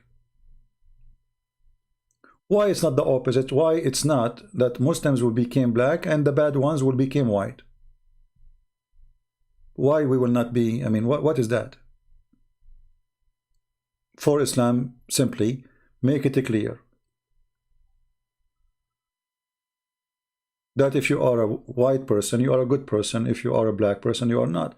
Even Muhammad, he says, the black stone was white like milk, but the sin of mankind make it black. So the black stone is not black, it's white. But sin make it black, which means those who they are black, according to Muhammad, the racist Muhammad, they are black for a reason. What is that reason, Muhammad? Muhammad, he says, this is because they are sinners.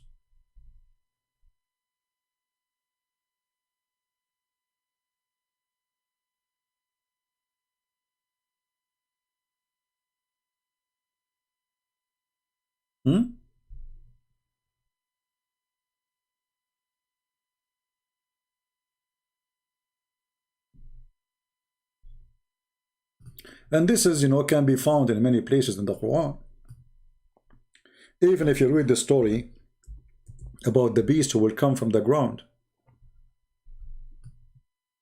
Look, all those stories is saying the same.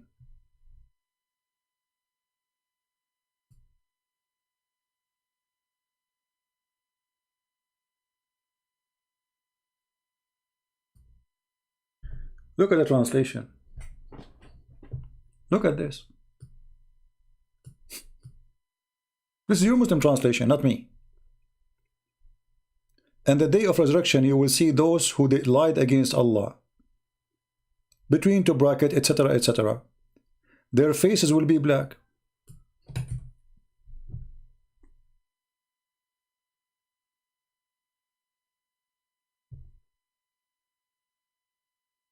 CP, read Sahih Muslim, hadith number. Okay, let me find Sahih Muslim for you, Muslim proper, and I hope you will not regret. I will search for it.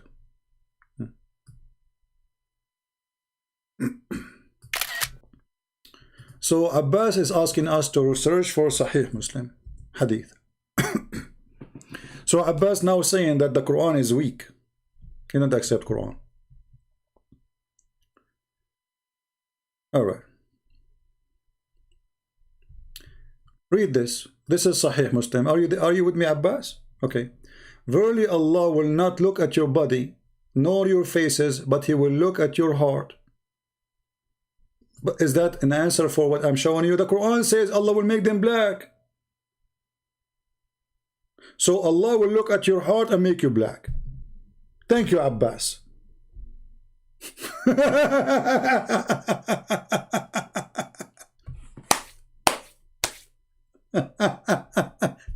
When I say stupidity is amazing, I mean it. So now did you solve the problem? Still Allah will make you black if you are not a Muslim. So what, Abbas, now? What we would do? You did not solve the problem. Did you? You make it more horrible.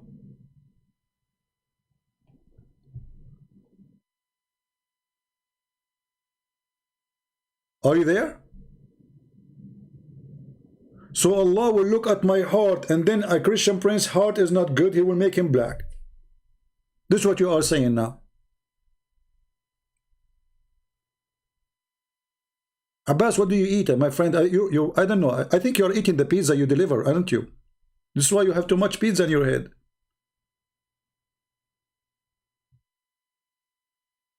Still Allah will make me black. So what is the point now?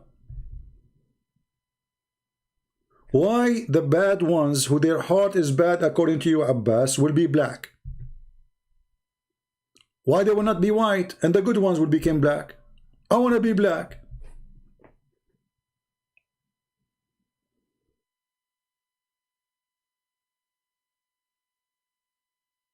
Stupidity is amazing. What about the story of Al-Jassasa? Shall we go there? I mean, guys, my video is short, huh? My video is very short. How many of you hate me? Be honest. When Christian Prince says today we will make the video short, and now we are live on air for how many hours? 4 hours? Hey guys, today we are going to keep the video short, okay? Okay, Christian Prince. Okay, we believe you. It's like my promise about my video to be short. It's like the promise of Allah. Never happened. Would you promise us the video will be short when you start? You said, guys, I will make it short. And you said you are leaving 2 hours ago, 3 hours ago. Allah promises is so close to Christian Prince promises when it's come to his short video. Unbelievable. If we go to chapter 27, verse number 82, you want to die laughing? Do you? Do you want to die laughing? Do you? Let us go there. Let us close some browsers. Too many of them. All right. Let us see what the Quran says in chapter 27, the chapter of the ants. Even the ants have chapters in the Quran. Unbelievable. So we go to chapter 27, verse number 82. This is about the beast. It's called a Jassasa. One of the fiction stories Muhammad he come with. If you remember, there's a woman. Her name is a Jassasa, and she was in an island, Hawaii.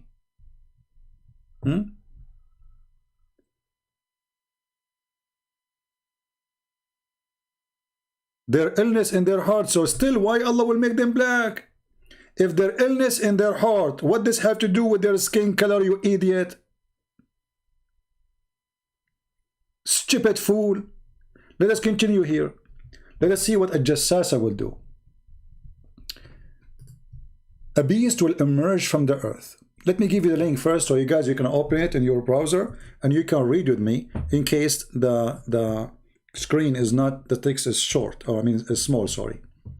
All right, here we go. I gave you the link. So a beast will emerge from the earth, and with it will be the staff of Moses, and the ring of Solomon. So now we have a beast.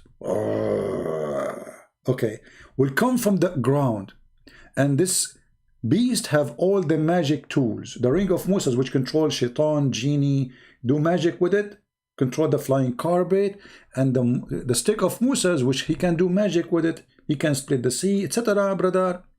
Then it will strike the nose of the disbelievers with its staff, and the face of the believers with the ring, until the people gather to eat. And they will recognize each other. Okay, how recognize each other now? So that the beast will strike you in your nose. Nose, I'm breaking my nose.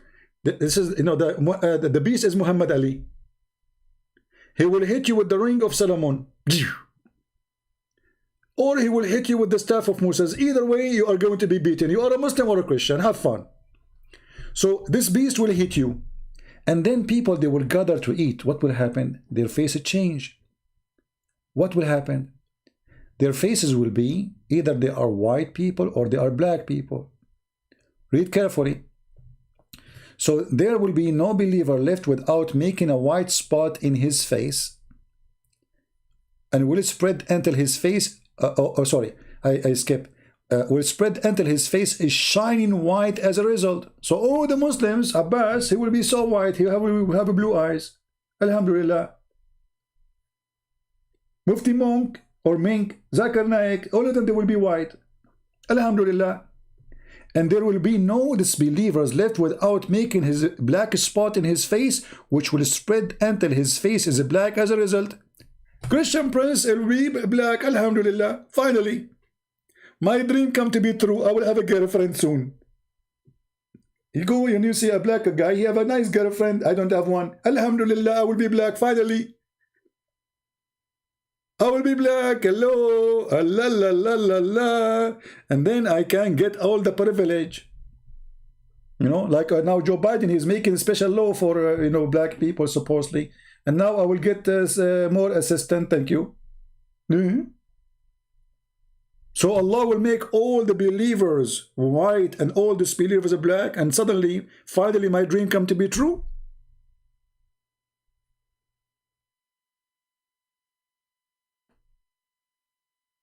And then this idiot Abbas, he says to us, Allah will not look at your face or your body, he will look at your heart. So if Allah care for the heart only, why he is making people? There's two kinds of people in the world, according to Allah, white and black. What about the Asian? Hey Asian, you lost in the field of the rice. Sorry, Muhammad, he forgot about you. Only white and black. What about the Asian? What we will do with them? Even the Asian Muhammad, he made fun of them. He said, don't fight the Turk as long they did not fight you. Their faces is like people who they are shield hammered by a hammer.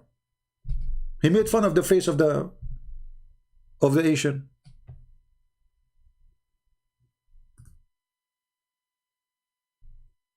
I mean, why this guy?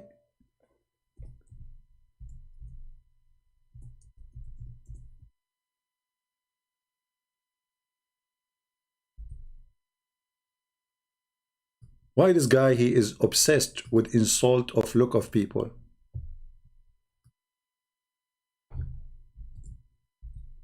How you can be even a Turkish? Muhammad, he believed Turkish are evil people. Muhammad never predicted the Turkish will become Muslims. Actually, he said that the Turk will be Muslims, but they will be infidels until the judgment day. So leave the Turk. Leave them as long they leave you. And then he described how their faces look like.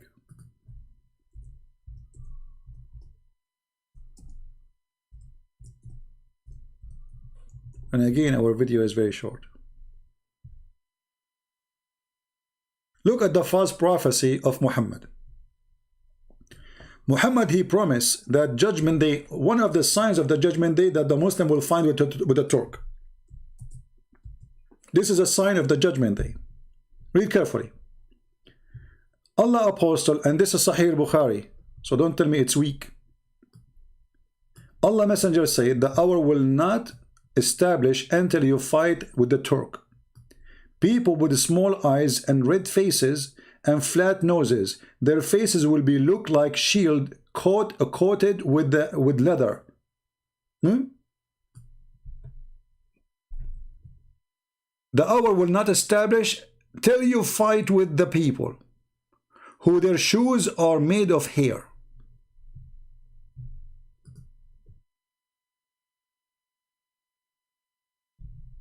This is how Muhammad he see the Turkish. The Turkish already Muslims.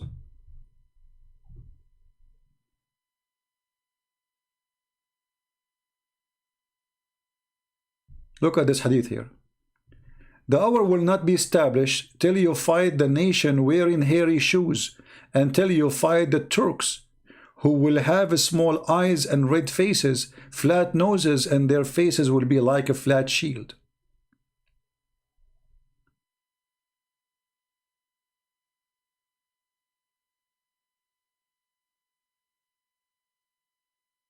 And they are the most hateful people to Allah. Where is the prediction?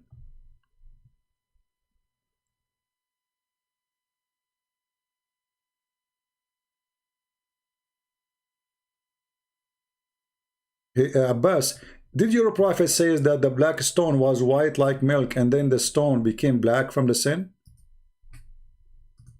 Yes or no?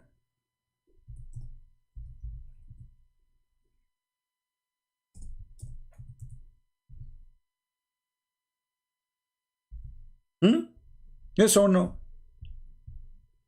So clearly Muhammad saying that when you are clear of sin, you are white. The more sin you do, the more black you are. Faith in Muhammad. Is that me saying that, or is that a Sahih hadith, or this is fabricated hadith? Sahih al-Bukhari.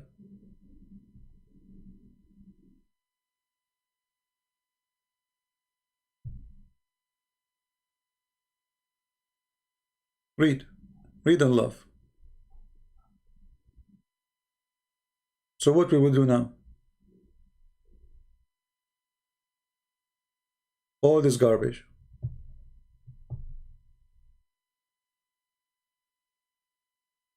The black stone came from heaven, white like snow. Different hadith says. Let us show it. And then the sin of mankind made it black.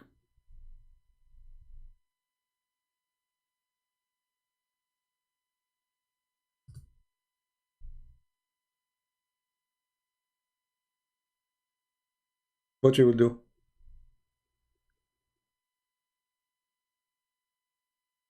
Okay, a Muslim, Abbas is saying, he believed that the black stone became black because of sin. So thank you.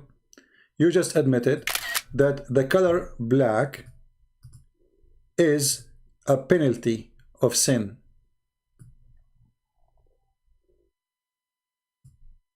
Correct, guys? By agreeing with this, you admitted that you as a Muslim believe that the black color happened because of sin. Even stones.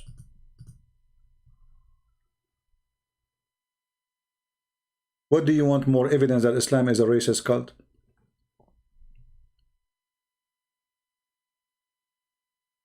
The stone is white when there is no sin. The stone is black when sin is there.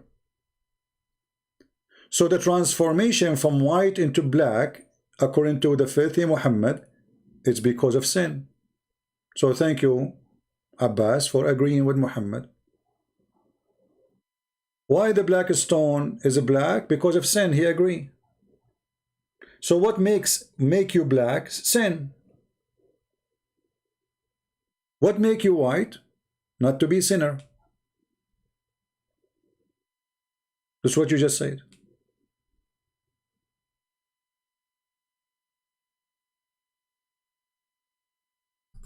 The Messenger of Allah said the black stone descended from paradise and it was more white than milk. And then it was blackened by the sin of the children of Adam. And that explains why Muhammad here is saying that Allah created the black people from the left shoulder of Adam, and he said to them, go to hell. And the white people from the right shoulder of Adam, and he said to them, you go to heaven, I don't care. Very racist, filthy cult. This is why the Quran praised the Arab.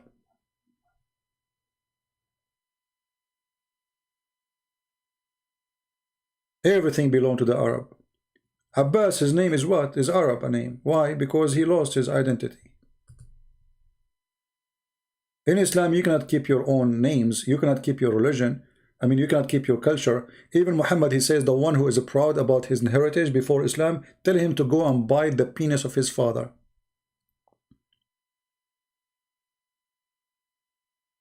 Go what? Go and bite the penis of your father. This is a prophet of God talking.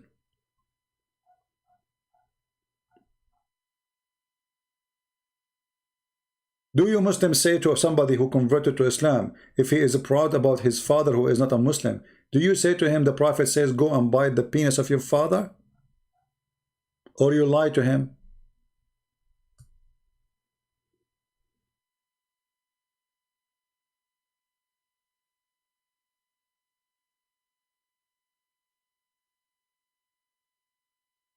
Right?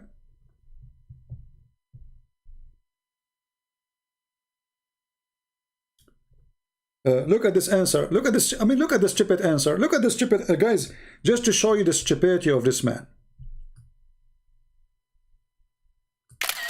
Here we go. Why the clothes of the Kaaba is black? Because of the dirt. And the one who made it black is not even the Muslims. Is it you Muslim who dressed the Kaaba? This is something exists before Islam. You are just a silly person. The Kaaba was dressed by a burqa because the Kaaba contained a vagina, which is the black stone.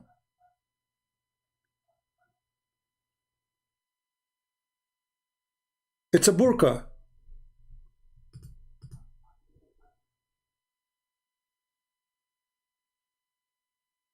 And this Kaaba, it has a vagina, big vagina. It's called the black stone. And the Arab, they used to go naked around it. Totally naked. What is the religion was there? Sex religion. Otherwise, I change any Muslim to tell me, what is the religion require people to go naked around the Kaaba? Any Muslim can tell me? Is it me who's saying that? In nudity. They what? They go, the tawaf is not something the Muslim they came with. This is the pagan Arab who used to go totally nude. Nude. In the state of nudity. Do you see it? What is the religion require the people who believe in it to go naked around it? You tell me. Nude, nude. Do you know what nude? And you will not find one verse in the Quran Muhammad complained about going nude around the Kaaba. Any Muslim can tell me why? Why Muhammad did not make one verse against going nude again around the Kaaba? Nude, nude, nude, totally nude.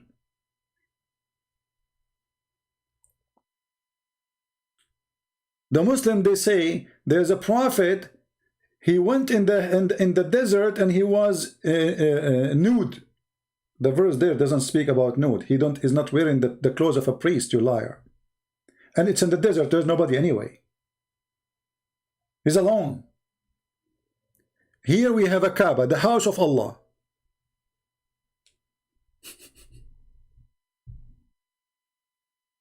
No, you just admitted that the black color is the color of sin. and the closing of the Kaaba is not from Allah anyway. Is it from Allah? Is it closing the Kaaba from Allah? Stupid. This is stupid, naive. We showed him that Allah will make all the people black if they are not Muslims. We showed him the black, and he agreed. The black stone became black because of sin. We showed him that in the judgment day, Allah will send the beast. He will make everybody is white. Everybody is disbeliever black, and everyone is a believer white. And still he say, we close the Kaaba with the black. Yeah, this is a pagan practice before Islam. Have nothing to do with you. You copy everything from them. Otherwise, I challenge you to tell me why even you close the Kaaba. Hey, go ahead, tell us why you close the Kaaba. Abbas, I'm waiting for you. Guys, do you think this potato there to tell us why they are closing the Kaaba? Why? She's a woman? Why you want to close a building?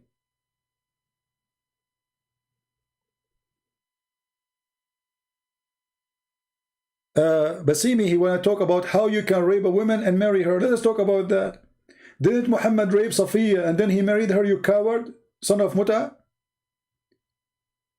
Let us talk about that. Did Muhammad rape Safiya and then he married her? Or he married her first and then he raped her? Potato. And show me the verse where it says if a man if he rape a woman, he have to marry her. This is a penalty, you coward. It says there, if a man he lay with the woman and she did not scream, that means she agree. Otherwise, the punishment is death. Death. So you are a coward. And you are a liar, like your prophet. Let us talk about it. Let us talk. Why you don't dare to call me potato? You show me a verse, I will show you a verse in the front of everybody. What do you think? Do you dare? You don't. You're a potato. You're just a potato. We are here waiting for you, but you don't dare.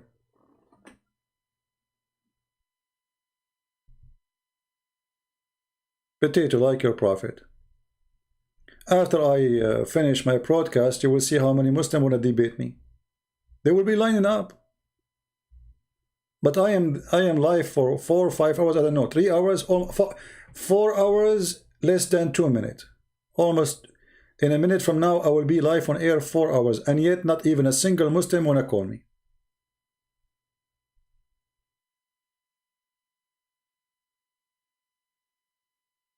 In fact, all Muslims in their countries, they practice rape marriage law.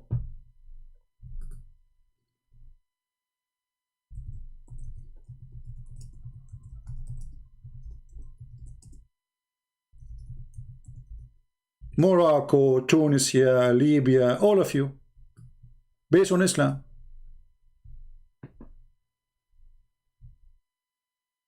And I can show you the hadith about that too. Do you dare?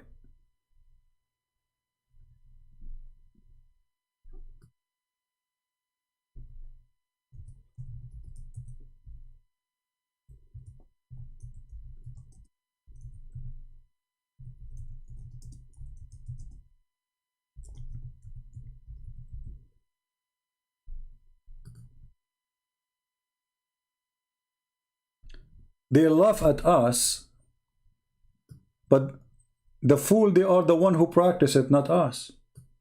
This was thousands of years ago, and if a woman, she got raped, nobody will marry her no more.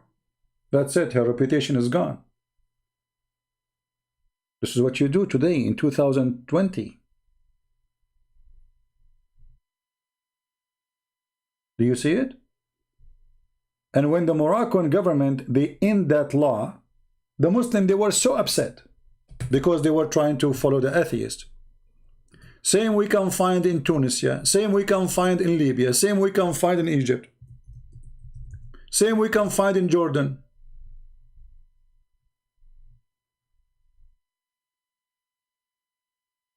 Tunisia victim claim the laws are punishing the survivor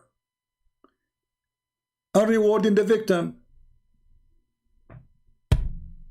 Tunisia, Morocco, Algeria, Egypt, and this potato, he's laughing.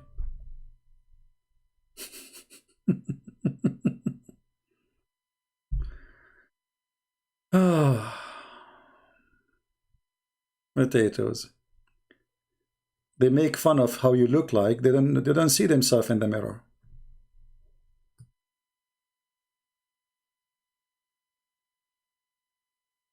What about Jordan? Huh? Is Jordan better? Jordan, let us see Jordan. Shall we go as all Islamic countries one by one?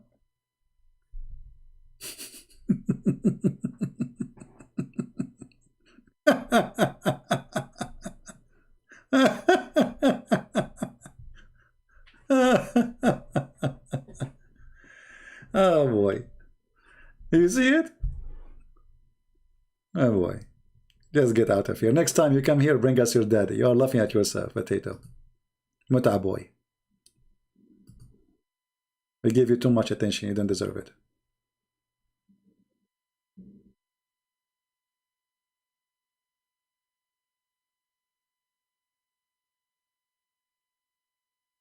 Get out. Anyway, guys, I want to say thank you for being here. We will not keep this video. I mean, I don't know how you can download. It's 4 hours, so I think I have to delete it now. Or it's 4 hours, too long. I don't think it's possible to download this video or for all of it, unless you have a very good connection. Anyway, I will keep it for maybe a few hours. Those who want to download it, they can download it, and otherwise we have to take it down. It's too long to be kept anyway. So I want to say thank you all for being here. And as you see, Muslims, they are in disability, not because we disable them, but because they have nothing to say. Everything they accuse you with is what they have, not us. They accuse you of rape, they are following the prophet of rape. They accuse you of deception, they are following the God of deception. Everything they throw at you is what they do. And if there is something happening wrong to them, they blame the Jews. In the best scenario, the Catholic. Because this is number one enemy for them. The Jews, number two is the Catholic, not the Protestant.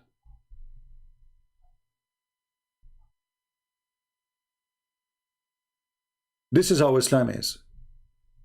Funny cult, stupid cult. Islam exists only if you are ignorant. So help me to fight the ignorance of people, so nobody can fool you. And as you notice, all those 4 hours, not a Muslim was able to answer anything. And here we go. I will give you my final answer before we go to Abbas. Abbas, why you Muslims cover the Kaaba by a burqa? I will give you 100,000 years to find me the reason. And when you find the reason, you will cry. I want you to find me who is the one who covered the Kaaba with the clothing and why he did it. So we can laugh together, Abbas. We are waiting. Thank you. God bless you. And see you soon again. Christ is Lord. Islam is false. And happy Sunday, everybody. Take care.